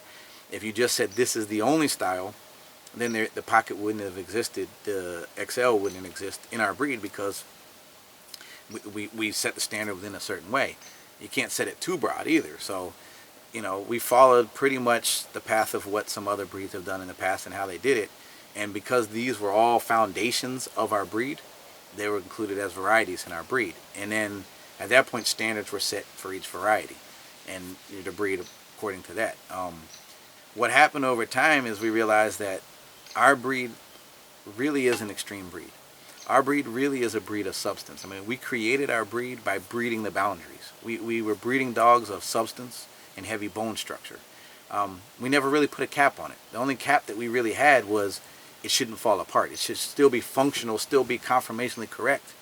You can have as much bone on this breed as you can put on it if it doesn't compromise movement, standard, all these other things. So there was never really a cap on how much bone it could have, or mass that it could have. And it was created by breeding towards that, breeding for more mass. That's how we made our dogs. Razors Edge was created by breeding for bullier dogs. Dogs with more bone. When I say bullier, I'm just meaning bone and mass. I'm not meaning bulldog, short bone and mass is what I'm meaning by that term. Gotti is the same way. These dogs are all bred for more mass. So that should have been in our breed. What happened is the extreme class became a class used for dogs that didn't fit the standard, that had some issues, carrying flaws and just things that weren't in it. It was never meant to be. Extreme was just added mass. It wasn't meant to be flawed up dogs, and it was being used to that. So later on when we reevaluated, we looked at it as like, really, there's pocket dogs that are extreme that can't show in extreme because they're too short. They're in the pocket class. They're standards. And then we thought, this is not a breed that ever had a cap on bone. So we didn't really remove extreme. What we did is we expanded the standards on the pocket, XL, in the standard. Basically saying that this is a dog of mass. This dog can carry bone and mass as long as it's still true to form. As long as it's still a balanced, healthy, functional dog, conformationally correct. So there really didn't exist a need for the extreme variety when all of these dogs in each variety can be extreme. It's not to be pointed against. So what we did is we rolled the extreme into pocket, standard, and XL. We didn't get rid of it. It's rolled into those things. So you can have an XL that has a lot of mass. You can have a standard, a lot of mass. You can have a pocket, a lot of mass, because this was a breed for that purpose. You just have to balance everything out in it and still be correct. The classic is really the pit bull of the American Bully.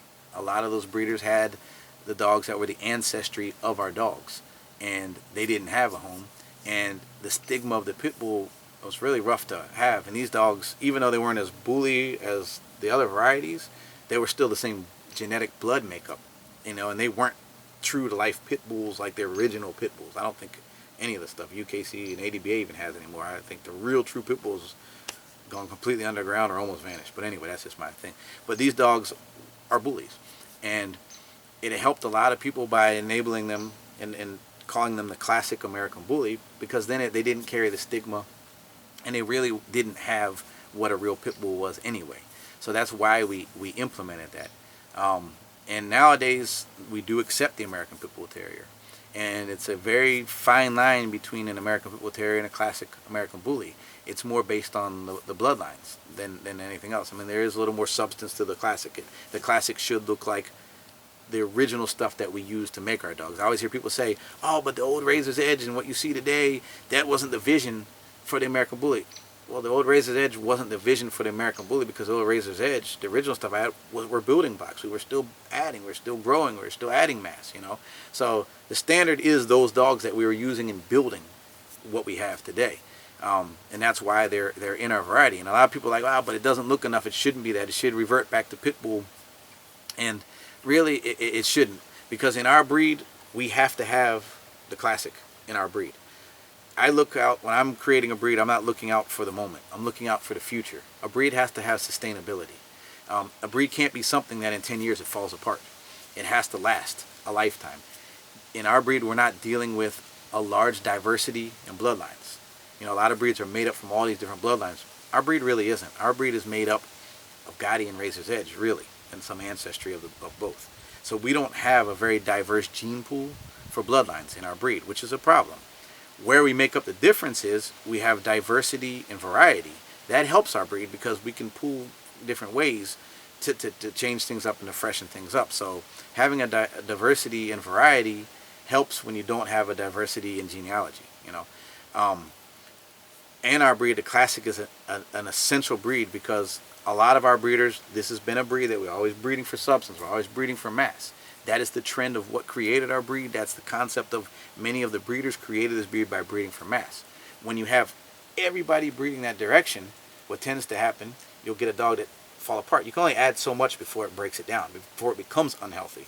At the same time, which I'm sure we're going to discuss at some point, is elements of other breeds in our breeds, primarily bulldog breeds. So if you're getting breeders breeding for this mass and you're getting elements of these bulldog breeds and they're breeding for that, what happens is eventually your breed will either fall apart or turn into a bulldog. So without the classic being in the gene pool of our breed, you have nothing to go back to clean a dog up, to straighten a dog. I know in the ring everything should be ideal, but what makes show dogs are breeders. And breeders have to have brood stock. They have to have things so if they go too far this way, they can pull it this way. If they're losing this, they can pull it from this. So in the gene pool of the breed, those dogs are a necessity to keep our breed sustained in the future. Without it, I think our breed would have a very short lifespan. I think it would be maybe a 20-year breed and it would fall apart. So, and a lot of people don't understand, like, you got to have these things in there for a breed to grow. We're not dealing, again, with a breed of a lot of diversity in the gene pool as far as the pedigree lineage, you know. So we need these different things in there to sustain our breed. Before I move on to ask you about two dogs, I want to go back to the standards a little bit. How would, in your opinion, today a grand champion, Big Papa fare, who was an extreme champion, how you think he would fare in the now new standards? He should. I mean, he should. He would still. You think he would still? I mean, I don't like to pick an individual person's dog apart, just because I respect everybody for getting out there and respect the dog's title. So it's very hard for me to say, would he excel or wouldn't he excel, because I don't know the strengths and weaknesses to the dog. As far as being able to say, would a dog that was considered that extreme do well in the standard? Yes, because it doesn't allot for it to have too much bone. I mean, you can have bone as long as it's still put together properly, you know. If you read the standard, it's a well-written standard. And, you know, I might not verbalize everything as well as it's actually written. You know, read it and you'll understand what I'm saying. But I think him having the bone wouldn't affect him at all. I mean, I don't know, like, if some dogs maybe achieve more because they were in a class where there wasn't the competition maybe, or that's a different scenario. You know, it's going to be a stiffer competition these days. You know, dogs are, you know, really going to be looked over. You know, a flaw in a class where you have a lot of dogs with flaws, now you're in a class with dogs not carrying those flaws, you know, the dog's going to have to be on point, you know. But as far as it having too much bone, as long as it's still put together right, that doesn't affect it. That is in the standard. If you read the standard, it allots for that. So I want to talk about two controversial dogs you probably hear a lot about, and Bullseye Miyagi. Never heard of him. let's clear it up now. Yeah, let's clear the air on all that. Okay. As you know, Let's clear out anything. That's why I'm here. It probably got back to you. You know, back in 2014 on the American Bully radio show, Ralphie Show, he had Peter Bullseye on there. And he said that he was told by you, if you want to be part of Bullseye being part of the ABKC, that he needed to be DNA profile. He said he did that through UKC DNA. Is this true? Well, first of all, UKC DNA doesn't have anything to do with ABKC DNA. I mean, even though we're using the same company, which is probably the best company for that, they don't share. Don't share. Okay. They don't share. So anything you do with your own company, everything has to be done through your own company. I can't. Okay. They won't allow that. That's just their rules, not ours.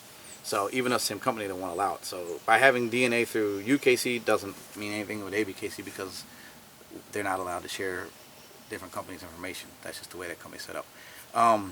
Let's back up because that's partially true actually, but it's also misleading in how it was worded. Why don't we let's start with Miyagi, and then we'll go back to Bullseye. Oh, you want to start with Miyagi? Yeah, because things changed over time with the criteria. Miyagi was an earlier case prior to Bullseye, so I'd rather do it in chronological order so you can understand exactly what went down. So, okay. Miyagi, to be honest with you, I didn't even know who Miyagi was in the beginning. I had no clue. I had actually seen him before the show and didn't realize I had seen him. I didn't know much about Miyagi. There was controversy later on about Miyagi, and as he started to grow in popularity, more people were talking about him and doing breedings with him.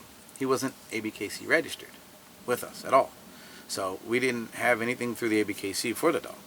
All of a sudden there became, I know there was drama about the dog and people Frenchie this and that. I really don't know. I mean, the dog to me look like a product of his parents. I mean, I don't think he's got the best front. There's some things I don't like about the dog, but I don't necessarily say he's out of a French bulldog because the dog, when I did see him, or might have seen him, he wasn't a little tiny dog. So I don't question personally the purity of his parentage. I think his parents probably are who they said they are. That's not my place, but I just looking at dogs, I'm not really, that's not my battle, and again, I didn't know a lot about Miyagi, and we didn't until he did start to grow in popularity, and then there was rumors going around and people were starting to say things, and you could tell, Dog Wars Radio, things that people were suspecting that their dogs were not off of that dog and other semen was used, and and that's not for me to speculate. It's not my business, and the dog wasn't ABKC registered, so it had nothing to do with ABKC.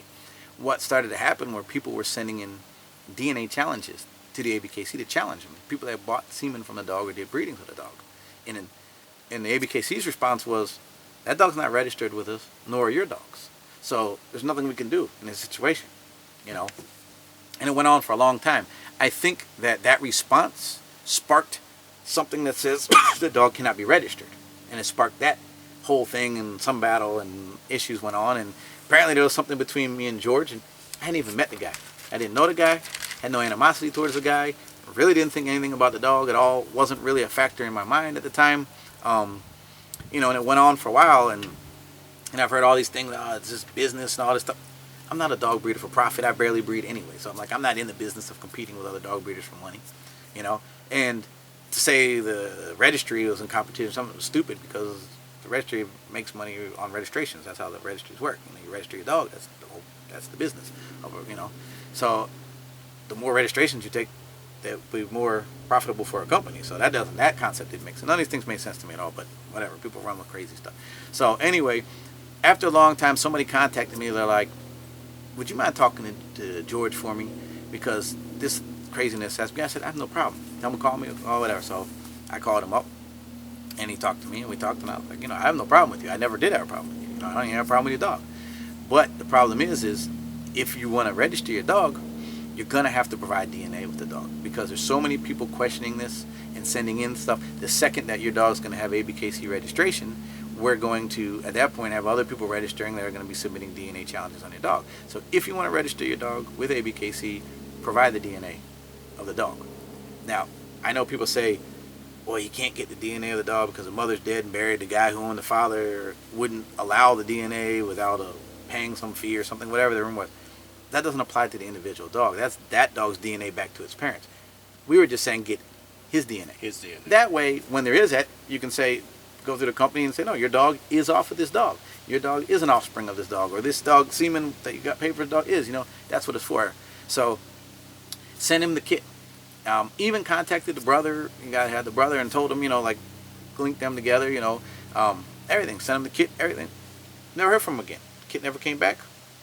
Never heard from him again. So what happened is, at that point, anything off the dog, basically he denied. He sent in his application to register. Denied registration because if you deny a DNA challenge or a DNA request, we're not going to register your dog. If we're requesting DNA on your dog, then you need to supply the DNA. And in this case, this was the reason, was because of all the challenges and everything, and we wanted to make sure the dog's DNA profiled before we registered the dog. That was the only thing, hang up with the dog. So for the longest time, it was just froze, and anything out of the dog was not accepted because of the DNA challenge. Not because we questioned the dog, just because the refusal of the DNA challenge. No personal beef with the guy whatsoever. And to this day, I still really don't have a personal beef with him. I don't. As time went on, my personal opinion, the look of the dogs and offspring completely changed. I think the original stuff was the original stuff. I think later on they've gone another direction, which is pretty obvious if you watch stuff. So, in recent years, we made an exception for certain things, that if your dog was denied registration, not because it was deemed that it wasn't an American Bully, but if it was maybe you didn't have the right pedigree that we accepted as far as the company, or in this case, a dog's DNA was frozen, but you had offspring from a dog. There's a few exceptions that we made, that we will give a temporary thing where if you take your dog to a senior judge, get it physically inspected, the dog passes all the requirements for a conformationally correct American Bully to our standards. You provide your pedigree lineage, you provide DNA of the dog. All of these things, we have a small window where we will accept more dogs into the database, into the brood stock under those criteria. Miyagi dogs fit those criteria. So, and there's quite a few that got registered and were inspected and are nice quality specimens. That's the situation with that stuff. Bullseye, I don't know if you have any more Miyagi questions, because it's really not glamorous, and I've heard all these things, but it's just simple. I mean, that's what it is. Bullseye, on the other hand, same thing, was asked and said you would have to provide DNA. Nowadays, questionable dogs and dogs like that, we do. Like, part of our criteria nowadays is, because there's an influx of dogs that are carrying traits too far outside of the American Bully. There's an influx of dogs that have bulldog traits. I mean, it's there. We had to change the standards to try to eliminate that. You can't remove certain things from a breed once it's already there. But you can eliminate it from happening further. You can make your criteria stricter. You can put new emphases on the criteria to try to eliminate those things from happening. And a part of what we do now, it doesn't matter if your dog has the correct pedigree, the correct lineage. That's just a piece of what it takes to register as an American Bully. We're talking single registration, new registration into the database. So aside from that, we have photo inspections. We need 3 pictures of your dog because we want to look at the dog and say the dog fits all the traits to be an American Bully. It's not carrying traits that are too much from a bulldog or too much of a pit or terrier. Even though the pedigree is correct, the registry is accepted, we still want to see the photos because we want to make sure that that dog has the look of this breed. It's not carrying traits outside of this breed on either way. It used to be in the past there were more pit bull things we had to watch for. Now we have to watch for more bulldog stuff. It's just the way the breed went. So we added the photo to try to eliminate that. And that's another part of it. To go even further, a lot of times DNA is required. You also must provide DNA of your dog. That way we have that on file, so the next generation we can always go back and say that is from your dog. So there's a lot of different aspects of what the criteria is. The dogs also can't have really bad deformities. The dogs really can't be. There's a whole lot of things that we add. Really poor, care. Like if we see a dog that's just in bad condition, in bad shape, they're going to deny the registration for that purpose. Because number one, we don't want a lot of health defects. Number one, we don't want to be registering dogs and have people affiliated with us that aren't taking care of their dogs. There's a lot of different reasons why they deny single registration into the breed now. And yes, Bullseye was told that you need to have DNA. That's in addition to the photos and everything else. The dog, unfortunately, when was reviewed, is carrying traits completely outside of our breed. the dog is not up to the standard of what an American Bully is. The dog is definitely, and no offense to the guy, I mean, the dog is unique to itself, and it's it's a thing, and it became a popular thing, and whatever he did. That's that's his thing. And I'm not knocking him, nor am I knocking his dog or what he did. It just doesn't fit the criteria of what an American Bully is. Personally, I feel that the dog, if you ask my personal opinion, resembles a shorty bully. I would say that the dog is made up of that makeup, but that's just me. Bottom line is, with the company, I'm not the person that does it anyway. The company looks at the pictures and says, this dog is carrying way too many traits outside of the breed. It doesn't possess the correct breed traits, and the dog was denied for that purpose. So that dog was denied, which means nothing out of that dog is eligible for registration. And that's why that came to be. Yeah, just wanted to clear up those two matters, talking about those two dogs people talk about a lot. Let's get into now. And just to add to that, like, I always hear these rumors like, I got a beef with the people, or it's about competition, or it's about money. First of all, I have no beef with any of those people. I have no beef with George. I have no beef with Bullseye's owner. In fact, I met the guy at Nationals one year, and nice guy. I have no beef with either one of those guys, regardless of what public tries to do. And on the other side, it'd be more financially advantageous to accept everything. So it's not about money. And it's not about competition. I'm barely a breeder. I just brought a new dog out recently, so breeding wasn't a business of mine or something that I was worried about. So all those things are stupid, dumb rumors. They don't even make any sense. It's irrelevant. It was for exactly what I stated. And again, it's just some people want to make things more, I don't know, glamorous and do all these other things to it, but that's just flat out what it was. Let's get into the big controversy people talk about nowadays. The face of Razors Edge now, Demon Boy. A lot of people, of course, are saying in the bully world, you probably hear it. He's Dak's line. He's not Razors Edge. What's your response to that? He's Dak's line. He's not Razors Edge. He's nothing new. No, he's nothing new. Yeah. Oh man, I hear it, all these things. Well, first of all, nothing is nothing new. Every dog should be a product of what's behind him. I mean, if it's not a product of what's behind him, then he's probably not from what's behind him. That's the point. I mean, you obviously, when you're breeding, you're obviously trying to take characteristics from the dogs that you like and continue on. So the concept or the thing of people saying it's nothing new, of course it's nothing new. Newsflash, nothing's nothing new. It's not. I mean, this is just another dog that was bred of a makeup of two dogs. Is he the new face of Razor's Edge? If you're talking the bloodline, no, because I flat out told people this dog is a blend. This dog has elements of different stuff. He's primarily or predominantly Razor's Edge blood if you break his pedigree down. Is he a pure Razor's Edge dog? No, he's not a pure Razor's dog. I never said he was pure. In fact, I've had to go out there and say that, like, he's not. This is a blend of the American Bully. I represent Razor's Edge, of course, but I represent the American Bully too, of course. For me to sit here and say Razor's Edge is all I can breed and Razor's Edge is the American Bully would be so biased and wrong, because we accept these other dogs. We accept these other bloodlines. So, my opinion, I like the fact that he's a blend. And what I'm saying to people is, here's a dog that's a blend.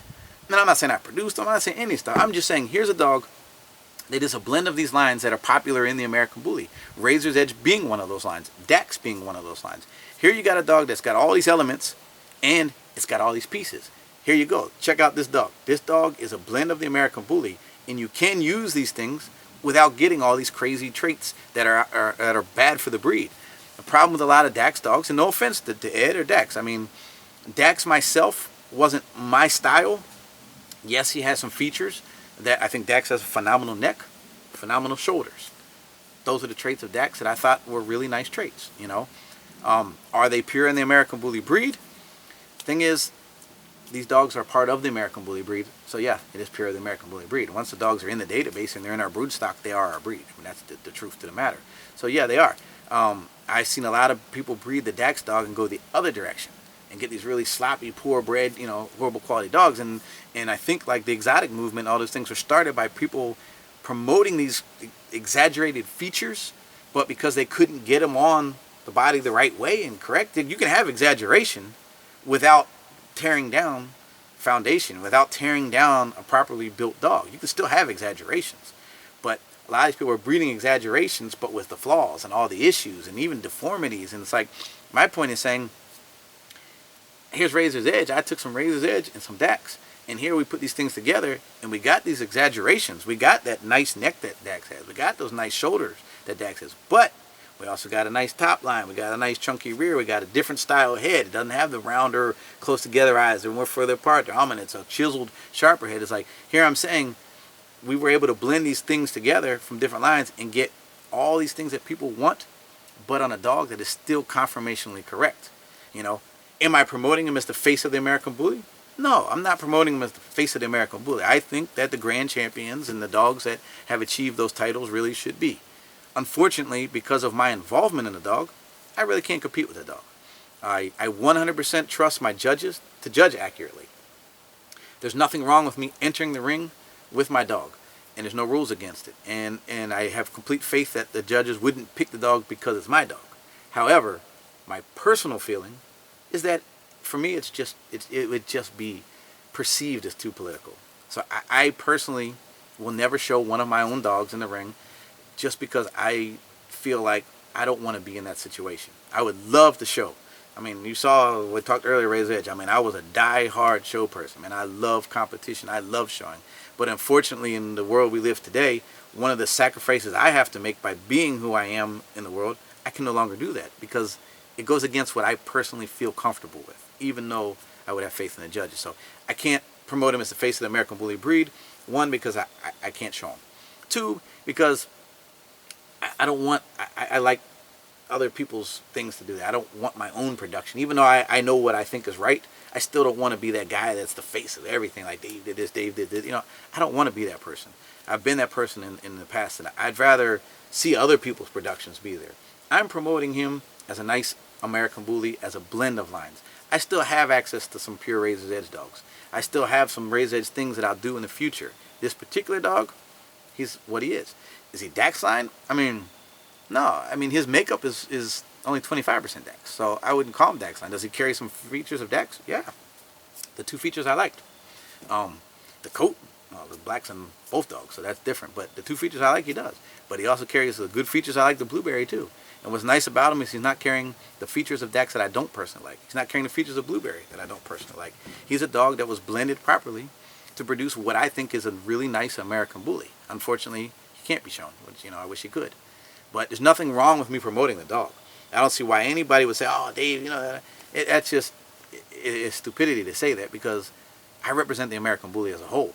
And if I'm biased to the point that I think only my thing is good and only Razors Edge is good, then what's the point of me being in the position I'm in? What was the point of me accepting and us bringing in other bloodlines? There's no point to it. If it's all based around just my name and my dogs, then it's not fair for everybody. And I'm not about that. So to me, this was a nice dog from a nice blend of stuff, you know. Is he the best thing in the world? No.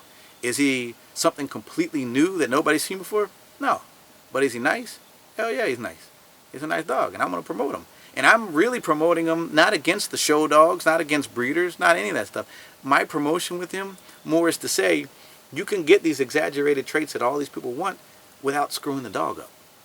Without having to go out and regardless if you think there's bulldog ancestry in it, that's different. Without going to have to breed to an actual bulldog. Or without, you know, producing a dog with a feet doodad and a, you know what I mean? Like, I know you still have, you know, like those things don't have to come with the exaggerations. And it's a misconception in our dog world now that a lot of people have gone for these things that are outside of what a properly built dog is, because they think that those exaggerations can only come that way. You can only get this style of head or that kind of neck by breeding, you know, one of these things. And then what I'm saying is, no, you can get those exaggerations and still have a good, clean, correct, functional dog. Demon is functional. You can let him run. He'll run all over the place. He's not fearful. He's not anything. I mean, he's outgoing. He's strong. He's agile. He's durable. He's solid. He's correct. I mean, he might have a few little tweaks in him that aren't perfectly conformationally correct, but overall, he's conformationally correct, you know. I mean, he's a really nice dog, and I mean, I be honest with you, I don't really know what all the other talk is about. I mean, you know, I'm not telling you to breed to him. I'm not putting him as the face of ABKC. I'm not saying he's the best dog in the world, and I'm not knocking other well-bred American Bullies, and I'm definitely not competing with title dogs. So I don't, other than the fear of maybe he's too much of the truth. Maybe people are scared that he's showing us something that's going to hurt us, because now he's showing people you can have all these things in American Bully breed and still get a nice, well-built dog. So, I mean, the only thing I can think of is fear. That's the only thing. Let me ask you, what do you want to say to your Razor's Edge purists out there? I mean, That strictly that hard Razor's Edge all the way through. all right, to my Razor purists, first of all, I love and respect everybody that respects. I'm gonna look at them. I don't even know if you're a purist, so. Speak to I them. don't know if you got Razor's Edge or not. I but got anyway. Razor's Edge. All right, Yeah, well, I look back you and got forth. the No. show. No, I mean, I love and respect the people that have taken what I've done and respected it and love it. I mean, that to me is there's no better feeling in the world. That's a sense of accomplishment when you actually have people that really respect what you did, and I do love and I respect those people. I also need to talk to those people and teach that Razor's Edge in any bloodline you cannot remain pure. One line, Razor's Edge wasn't built by never adding something new. The whole concept of Razor's Edge is to add something new. You have to, every 3 or 4 generations, you're going to have to, and it might be 5 generations, it might be 6, it might be 1, but there's situations where you're going to have to freshen your blood. There's no way around it. You have to freshen your blood, because if you don't, you're going to breed too tight, and then you're going to start to produce all the flaws, all the bad things. Bad genes exist in Razor's Edge, the flaws, because people bred too tight, and they didn't realize, and they got tighter and tighter and tighter. You know, you have to freshen your blood. When I made Razor's Edge, I was always building. I never stopped building. I was a window shopper, man.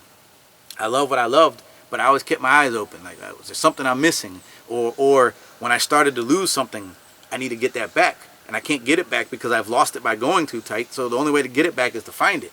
You know, so you have to bring something new in to replenish something sometimes, because it gets watered down. You know, when you have a bloodline, it's a very tricky thing. You always have to bring in an outcross at some point in time. But you got to take that outcross and then tighten it back up with your own stuff, or you'll start to bring in other things that you know that weren't part of it. It's very hard to tweak, but you have to do it. You cannot breed without bringing in new blood. At some point, it has to be done, and it has to continuously be done.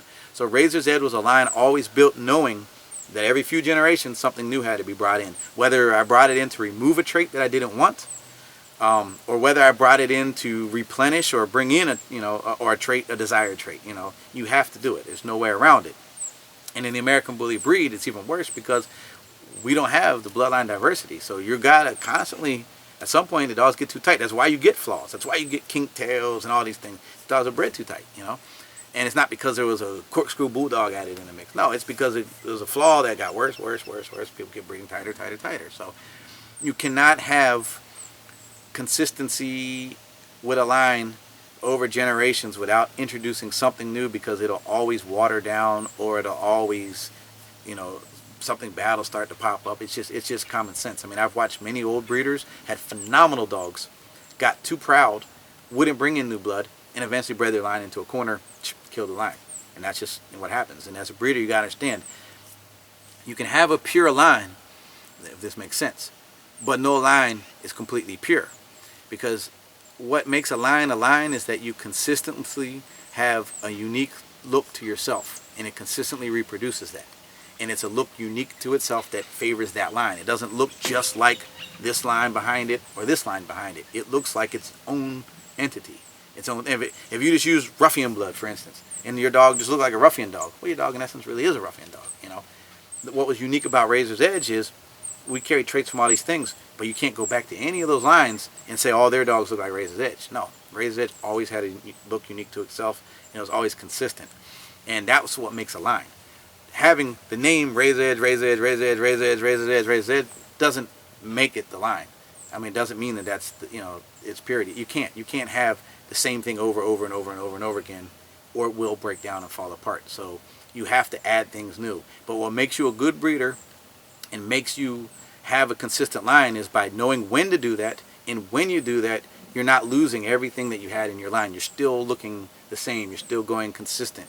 You're just bringing in things you need, removing things you don't need, but you never changed, you know. So that's the thing with Razor's Edge and all lines is no matter where you are, you're going to have to bring in something. I'm not promoting Demon as a pure Razor's Edge dog. And when I breed him back to Razor's Edge girls, to me, those are pure Razor's Edge dogs, because I'm continuing on with my look and my consistency. But I mean, that's just what it is. But I do respect everybody with the pure Razor's Edge stuff. But you also got to realize that at some point you're going to have to bring something in. I mean, it's inevitable not to. All right, thank you for that. No problem. Let's get into the ABKC expansion overseas. What was the first market that the ABKC expanded to overseas? The first market had to be Mexico. I mean, Mexico. obviously Mexico was your closest. It was probably the first market. However, Razor's Edge, the first big market was probably the Philippines. The Philippines has had Razor's Edge for a long, long time. So when it's kind of weird because Thailand was the first Asia country to embrace ABKC and have ABKC shows. Philippines was the first Asia country to really embrace Razor's Edge, which years before ABKC, and have those dogs. So if you're dealing in Asia, you're looking at Thailand was the original the original country that supported ABKC and ran the shows. The Philippines was probably the original for the Razor's Edge stuff. Overall, Mexico was your first. I mean, Mexico is our closest neighbor, and a lot of dogs back and forth, California to Mexico. So Mexico is probably the first solid American Bully and ABKC country outside of the United States. Currently today, you expanded Europe, to Asia, and now the Caribbean. Why was that important to get down into the Caribbean markets? So we can go to the beach. No, I'm just joking. I mean, there's definitely an asset to it. But well, first, Europe, Spain was the powerhouse for the longest time. And Spain was the original. Spain's been throwing ABKC shows for the longest. And in fact, I have to go back and retract what I said. Mexico was probably the first for the registration of dogs, but Spain was really the first for shows. Spain has been a super powerhouse for the American Bully and ABKC for a long, long time. They have some beautiful dogs there. And Spain was the hub for a lot of things in Europe. I mean, Holland was the next big country to pop, and now it's, now we have the UK and we have all these other places, but Spain was the spot. As far as the Caribbean area, I mean, it is close to here. It's a little harder for them because a lot of those countries still follow English law, and it's very difficult in English law to get anything pit bull type into the countries, so they have a harder time getting the dogs there. They've needed our help a lot more. Part of going down is I have a good friend in Jamaica. Jamrock Kennels has been a friend of mine for a long time, and Jamaica to me has always been like, when I grew up, I worked for a Jamaican guy that kind of took care of me at a phase in life growing up, and really looked out for me. So I always had this kind of like family, like bond with Jamaica. So for me, going to Jamaica was like, just felt like going home, So I've always wanted to go there. I love that country. But I mean, the significance really isn't us spreading. The significance is the other countries embracing our breed and embracing the ABKC and moving around to the country. So for me, it's a blessing to do it. And I love going to countries because it's still new, and it reminds me of our country when we were so fresh with this, and we united for this thing, and we had so much love and for each other and everything. And when you go to these countries, it reminds you of like, yeah, this is how we were. Not to say that we're not that way now. There are still a lot of people, but a lot of it has grown so big that it doesn't have that element like it once did. So you still go to these countries, and it's a wonderful feeling, and it makes you go home like, okay, like really respect it, and reminds you of how we were. So I mean, to me, it's the greatest thing in the world for this breed to have finally got worldwide recognition in the ABKC, to have implemented itself, in the breed and be in all those places. But as far as any particular place being a pivotal country, I mean, the whole thing is because this breed has gone worldwide. I mean, it's not any one country. It's the world's love for this breed. That's the beauty and the amazement of it. But for you being a working man, of course, does it bother you when people say Dave gets rich off the ABKC and this how he makes his living? I mean, because I know you work. Yeah, I mean, it wouldn't bother me if it was true. Yeah. If I was sitting here, I was rich, But yeah, it bothers me. It bothers me because this wasn't done for finances. I try to explain to people, this is not a business. I mean, it is a business. Don't get me wrong. This isn't a business for me as my business. I didn't, and the people that worked with me, we didn't create this for the mindset of, let's create this business that we're going to make money off of. It wasn't done that way. This was done out of necessity. We created the ABKC because we had to. We had no options. The breed and us as a community, we had to have the ABKC. We needed it. So it was created for this community. I don't receive a paycheck. I don't work for the ABKC. I'm not paying for anything off ABKC. I barely have dogs that I make money on. The dogs for me was a love and a hobby and a passion. The ABKC for me was a necessity for our community. To be quite honest with you, there's many times that I would like to disappear. I don't want to be this face, and I've been a target for so many years that it's beat me down so much that it's rough. I mean, it's rough. I mean, people don't realize, like, our community now is what attacks internally. Before, it was the outside world. Now it's our internal world. And it's really rough to see that what you fought for and who you fought for now has created something that now fights against you, for whatever reasons. But, that it's just, for me, it's like, this isn't my business. I mean, I go to work every day. I have other businesses that I've started that I'm trying to get going that hopefully will be fallbacks from the job that I have. But I mean, I grew up in a way where, to me, a man goes up in the morning and goes to work. And to me, I get peace from going to work every day. I actually like to work. I mean, that's just who I am, Could I be rich? I probably could have been rich in a lot of different ways. But to me, being rich doesn't mean everything.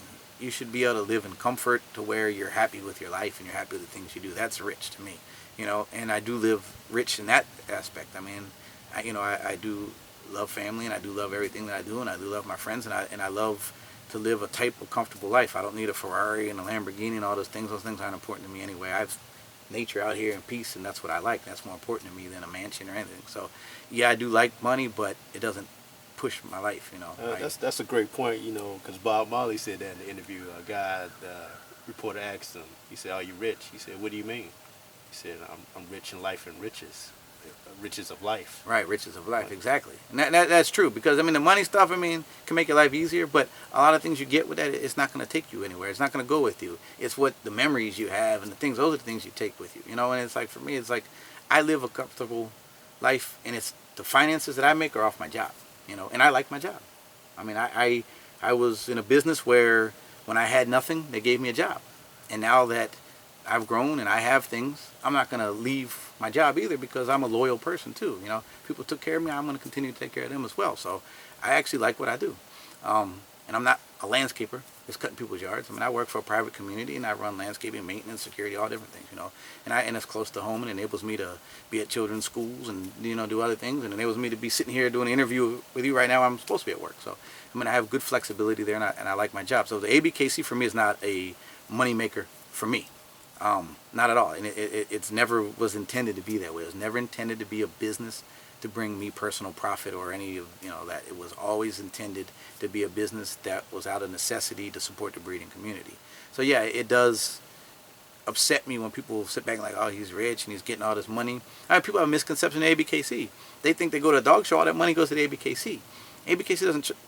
Dog shows are thrown by the hosts. All the dog entries to go on the show, that goes to the host. Money that they pay a judge goes to the judge. Those things. Door fees and all the booze and all, those go to the host. The only thing ABKC charges money for, in actuality, is registration of a dog. That's it. So when you go to these shows and you think there's hundreds and thousands of dogs registering, ABKC's making money, none of that goes to ABKC. That stays with the host. We as a company probably should have developed it a way where it was a little more profitable shows. Unfortunately, we didn't, because, in all honesty, we built this to work for the community and work for the breed. So we built it in a way where it would continue to work for everybody, not just for the company. It has to have some revenue because it has to grow and it has to accommodate. And you have to have a staff there, and you have to have an office there to record points from show, answer the phone, customer service, all of those things. So you have to have revenue. But that's pedigrees. That's what a company is based off of. And it's not for Dave Wilson. I don't even work in the office. And people think like, Dave, ABKC, Dave, ABKC. ABKC is almost a self-running entity for me. There's office manager. Deanna's the office manager. You have staff, 3 girls in there right now that work for there. And they're not dog related. They're not in our world. It's a true company based to work for our community. And that's the way it's designed to be. And it's not me. I'm not in the office. I'm not collecting a paycheck, and I'm not doing anything. When you see me going to shows and stuff, that's out of my own pocket. I won't even charge a host money. A lot of people are like, oh, we'll pay for you to come be a guest at our show. I don't even feel that's right. I pay my own way for everything. I feel like if you support this, I support you. And I might not be able to make it on time to everything, but I'm not going to allow you to pay for me either, because I'm here to help you, And that's just how I am. So a lot of people don't know me. They think I'm like money hungry and all these things, and I'm really not money hungry. I'm a very humble person, to be honest with you, and I really would prefer step away and not be the face of it. Unfortunately, I feel like obligated to this because I helped create it, and I'm indebted to it, and I feel that no matter what, I owe it to this breed to continue to always be here for this breed and to always work for the breed. So I'm not ever going to walk away from this because I wouldn't do that to the community that invested in this breed and invested in the registry, nor would I do it to a breed that I helped build, you know. So I'm always going to be involved, even when I don't want to be, even when I don't want to be the face. So a lot of people that think that it's a false perception. I mean, you're at my house. You know, I don't have a mansion. I don't have millions of dollars. You know, I just live a normal life, and I actually like living a normal life. So. And one of the things the ABKC is involved with is the fight with BSL. Do you think they get, I guess the word recognition that they deserve from outside of the American Bully world as far as fighting, helping, even with the pit bulls, the pit bull terriers? Do they get that support outside of the American Bully registry? No, we don't get the support. Even though you help with their cause as well. Even though I help, and I'll explain on that too, is number one, the ABKC doesn't look for praise. We feel it's our duty to work for the breed, period. So we're not going to be one of these people that steps up and says, hey, we did this, hey, we did this, hey, we did this, look at us. We're not trying to get the recognition for us. We're trying to win the battle for the breed, and that's the truth. I mean, that's really what it is. I'll toot the horn a little bit right now just so you can understand and they can understand the type of stuff we actually really do. The ABKC has set up that every month, a portion of the proceeds of ABKC every single month go to a rescue. Every month. Sometimes it's 3 or 4 rescues. The rescues don't support us. Obviously, we are a registry, and registries based by breeders. So it's just common sense that rescues don't support breeders, even though you got to have breeders to continue a pure breed. It's just something. But either way, we feel it's an obligation to us that we support rescues. So every single month, we donate at least to 1 rescue. At the end of every year at our national show, we give a big check. We invite a local rescue, we give a big check to a local rescue. So we are never not donating to rescues, every single month. Every time we can find organization based fighting BSLs, different things like that, we always contribute. That's what we do. We'll do that in addition to the rescue. We do give a lot of money to charitable things that are for BSL or for rescuing. We, as a community, have done so much for not just the American Bully, but the American Pit Bull Terrier. And when I say us, I mean ABKC, the shows that you're doing, people going to the dog shows, everybody, all of us together. We have done more for BSL than, and no offense to all these other things, but we've done more for BSL, I think, than any entity has done at all. What we did is, if you really look at it, we made it acceptable. People now look at the breed, they're not scared of this breed anymore. People start to embrace this breed. People aren't scared of the people anymore. People see it as being a good, positive, normal thing. By us having these events and fighting the things that we fought in these events going on and being positive, it changes perception. We have changed the perception so much in this world that regardless of what people take seriously and tear apart, the bottom line still is that we've changed perception so much that people aren't afraid of this breed like they once were. They don't feel that this is a man killer and these are baby killers. They don't feel that. We've done something. The American Bully, in my opinion, saved the pit bull in a lot of ways by changing public perception. Even though we're 2 different breeds, we're still a related breed. And we've done that in a lot of ways. If you noticed how there was a period of time when every state in America was trying to ban this breed. Everywhere you went, you were having problems, you know, and it barely exists anymore. I mean, maybe Ohio might have one, Colorado. I don't even think the Dade County one in Florida even exists anymore. And we've done a lot. We as an organization have written letters to senators. We've been in attendance at, BSL events. We've done a lot of different public things, working in governmental things to try to fight. But at the same thing, the image that we've put out there for our breed and what we've done as a community to change the perception has done so much to BSL. It's unbelievable. And I don't think that people ever look at the big power of what we did. And we definitely don't get credit from the rescues and some of these other organizations because they don't understand our fight maybe and they don't see the way we fight. Just because we don't fight the same way they fight doesn't mean that we haven't been more effective. And I personally think we've been way more effective in public awareness in fighting BSL. BSL means breed-specific legislation, which basically means discrimination against certain breeds. We've fought against discrimination in many, many ways, whether it's been human discrimination, whether it's been dog discrimination. We've fought it in so many different ways that we've made something now acceptable and people understand it. And I think we did a huge thing against the fight against breed-specific legislation. I don't think our breed is discriminated on as it once was. And I think that we're a powerhouse in that, we the community. Before I get into the last two questions, I want to talk about or get your thoughts on the ABKC being the start of the American Bully as far as the registries. What are your thoughts now that you see all these different registries pop up now? What are your thoughts about that? Kind of like I said with the UKC, it's kind of a bittersweet thing. I mean, it's one thing to see something that you were the original in, and to now see it duplicated. That means that it's successful.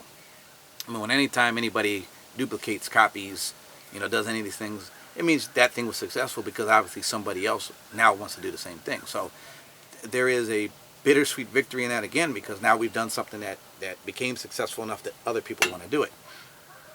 The downside of it is a lot of these things are done for the purpose of business, done for the purpose of profit, for making money. And when that is your purpose, in my opinion, it's not going to be for the true purpose. The true purpose is for this breed. The true purpose is for our community. So when profit becomes your purpose, then you're taking away from the actual true purpose of it, what it was. And I know who I am, and I know that was never our purpose and never will be our purpose. I will fight against my own people, my own friends, to keep it pure like that. And that's just the way it is. I mean, I've lost people because I feel that way. So I think there's a lot of these things, they see it, and they say, this is a profitable thing. This is the world I grew up in. It's always somebody that grew up in this world. If you really watch, every single person that started it is somebody that was born and raised in ABKC, that that grew through ABKC, that watched it grow, that was part of it, that grew a name in it, that did some kind of way. They all grew within this. So in their mind, it's like, oh, this thing grew. I was part of it. Now I want to do it because there's money in it, And I think that eventually that will backfire, because eventually what those people are doing is competing against themselves. They're trying to put up a competition against what actually built who they were and gave them the idea to do that.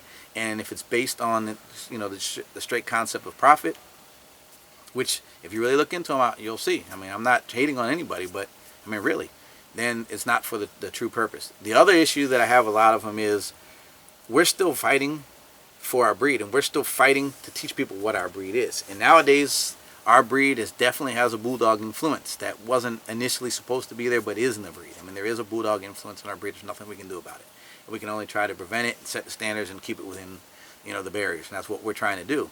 There's a lot of these registries that are for profit and will accept anything and everything, and are accepting dogs that we will not accept because we feel these dogs are outside. I mean, it's obvious these are not American bullies, but they'll accept them because they can make a profit there. And there's registries that were created solely for the stuff that didn't get accepted as an American bully.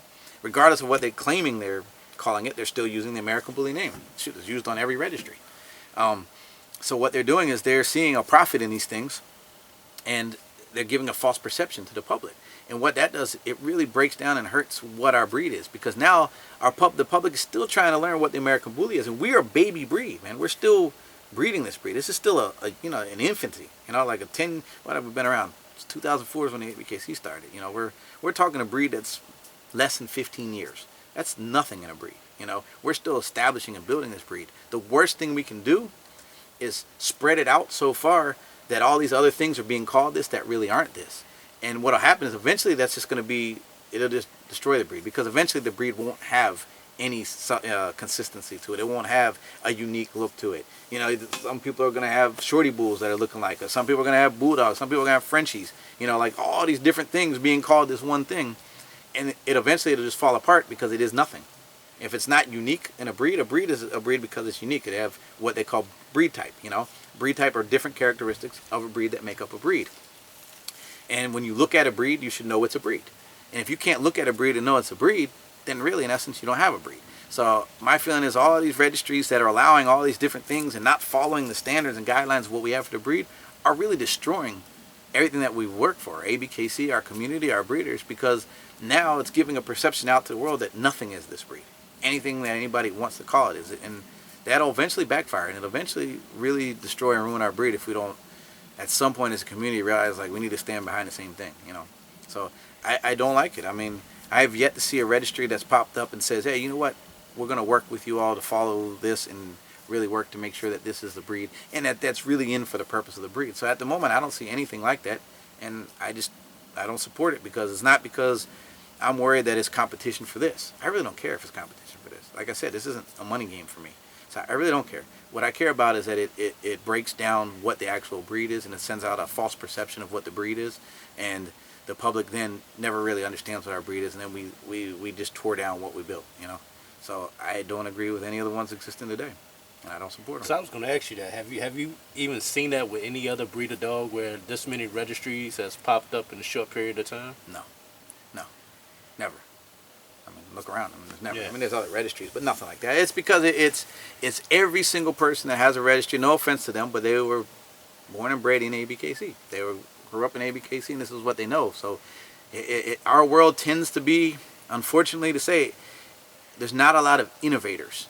You know, there's not people saying, hey, let's do the next thing. I mean, there are there. Don't get me wrong. We have innovators, but not overall. There's not a ton of them. Like, you know, one person starts a magazine, next thing, 20 magazines. One person does it, next thing does it. One person got rich, next thing, you know, it's like, it's just people mimicking the same thing, you know, and it's like, I don't know, I've never seen that in any other dog breed before, you know. Because I was going to ask you, outside of the bully world, what are people saying about that? It's confusing to people. When you travel the world, they're really confused. Some people just don't understand at all. Like, so it puts a lot of confusion, you know, towards our breed, and it does. I mean, it actually hurts what we do. And then the other problem is you go to an event that's maybe through another registry and they don't follow your rules, or they're doing something different, and or maybe these people didn't do anything the way that you would do it, and they might just completely destroy the reputation and everything you try to build because, you know, it's different. So it's hard. I mean, it's you know, it's confusing, and I think personally it's detrimental. So, I mean, last two questions for you. In the 15 years talking about the American Bully breed, what's the biggest disappointment you had to dealing with the American Bully breed? That's a real good question. Okay. The biggest disappointment that I have is the mentality of the way people are in our world today. And I'm not saying everybody, but there's this thing in our world today where drama, cutting down the next man, insulting people, just this big disrespect for each other has become almost popular in our world. That to me is the most upsetting thing I could possibly think of. And to me, it's the most childish thing I can ever think of. This is why when I tell people I don't support this message board or I don't support these things, it's not because they're talking about me. They're always going to talk about me. I can't. I'm a hot topic for people who want to draw attention. As stupid as it is, you know. So it's because those things to me go so much against what we all built. People don't realize a lot of times in this new world why they're here. They don't know. And we're here because we had to unite together. We're here because we had a common bond and a common fight. You know, we were not accepted, like I said before, and we had to come together to build this. And we had to fight together, and we had to stand up together. Even if you had a different dog than me back when we were coming up, I was not going to cut your dog down or try to out, you know, whatever. We're working together. You know, I Gotti line, right along with us, we promoted. Me and Richard were like brothers because we had a common bond, you know. And we all worked together so hard to build this, and we all had, if we didn't unite together, it wouldn't have been. We would have been fighting a dead war. The people on the outside laughed at us. They said all these negative things about us. They said these negative things about our dog. We were basically ridiculed. We were exiled. We were everything, you know. And we really had a hard fight coming up.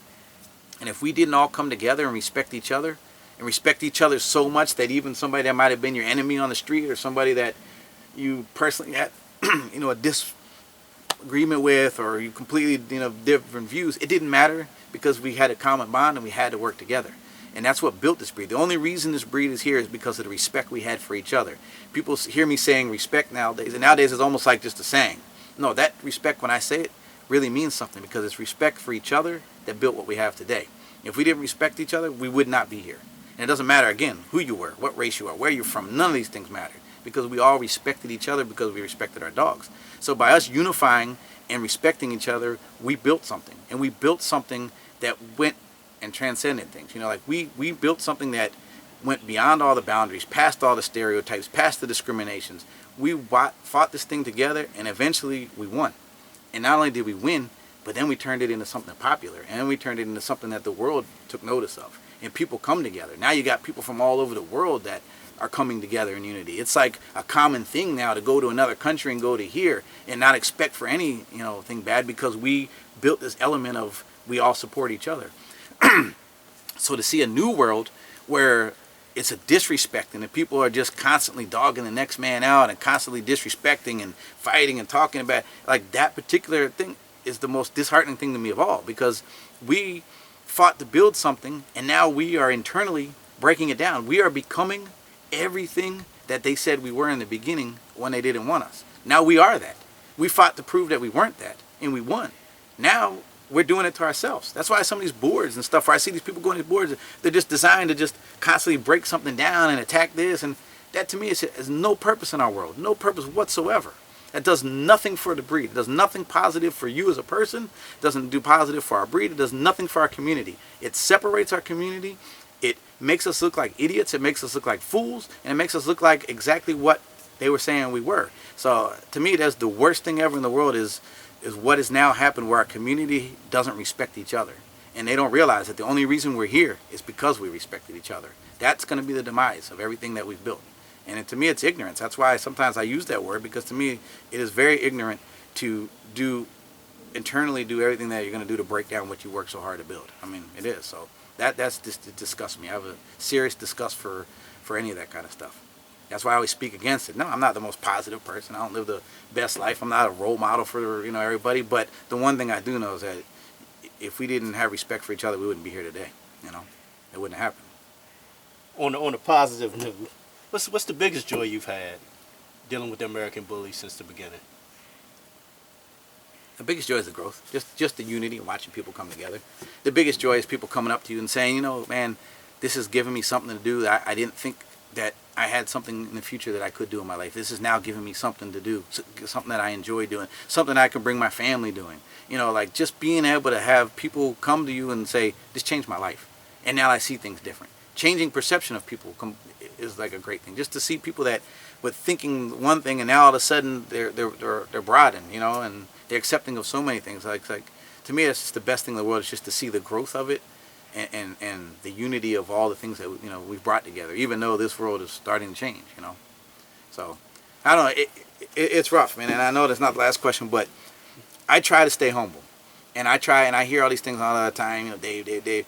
What people don't realize is I don't care if you support me. I really don't care. And I'm not here to say I have the best dog. I'm not here to say I was the first person to do this. I don't claim any of these things. But what I have done is I've been single-handedly involved in every step of this thing. I've had partners the entire way. I've worked with everybody in the community. I've had great people on my side. I've had people that I'm friends with, no longer friends with. But the bottom line is, I was here from the very beginning. I was here when this started. I was there. I fought for this to be started. I've been involved in the original Bloodline. I've been involved in the creation of the name. I've been involved in the first magazine that took our world into a whole new market. I mean, this was a magazine, Atomic Dog, something that people don't even realize how big that was for our community. I'm an owner in that, I was part of the registry that was created for this breed. I was part of the Elite Edge and the group that elevated and pushed this breed. If I wasn't doing all the things that I was doing, and yes, with other people, tons of people that can get credit for it. I'm not the only person. I was just somebody that's always been there and never left. In every step of the way, I've been involved in this, and I'm never not going to be involved in it. So the one thing, at least what people understand with me, is I'm here for this breed, and I'm not going anywhere. And we've done a lot for this breed. So I really get sick when people try to drag my name through the dirt. For the longest time, I've stayed quiet. I stayed humble. But to me, it's like all these things are here because of what we did. If we didn't do these things, even in the movements that we don't agree with, they exist because of what we did. And the lack of respect in our community is getting sickening. Like, at some point, you got to step back. Like, you know what? I don't care if you're going to break this down in pieces. It doesn't matter. We all fought to get to where we are. And me personally, you don't have to like me. And I'm not claiming I'm the best at anything, but I was a person that's been here from the beginning, and I've been involved in every step of this along the way, and I'm not going nowhere. I'm going to continue to fight for the dogs. I'm going to continue to fight for people, continue to fight for our community, and that's just who I am. The negative stuff people say doesn't matter, because what really matters is the true actions of what I've done for our community and for our breed, and that's what I'm here for. And that's the only reason I'm still here. I really appreciate your time today, giving an interview, giving your aspects on different things involved in the bully world. What's the last word you want to leave to the bully community? I mean, we all came together in unity to build something, and we respected each other. And even though we built something huge, it's not done. And if we continue to break it down like we're doing now and have the disrespect, we're all going to lose everything that we work for. So I just hope sometime people will look back and realize what we did to get here and why we did, and get back to the true essence of that. And that's really the respect for each other, and that's the respect for the breed. So that's why I use that word. And, again, much respect to everybody out there still trying to do it positive, still trying to work for this breed and for each other as a community. It's been a long journey and a long ride, and it's not over. And I got nothing but love and respect for this breed and all the people that still work for it. So, again, thank you for what you've done. Thank you for your time, sir. Thank you, sir. All right. That's Bully Talk with Zeb Pits, and we out.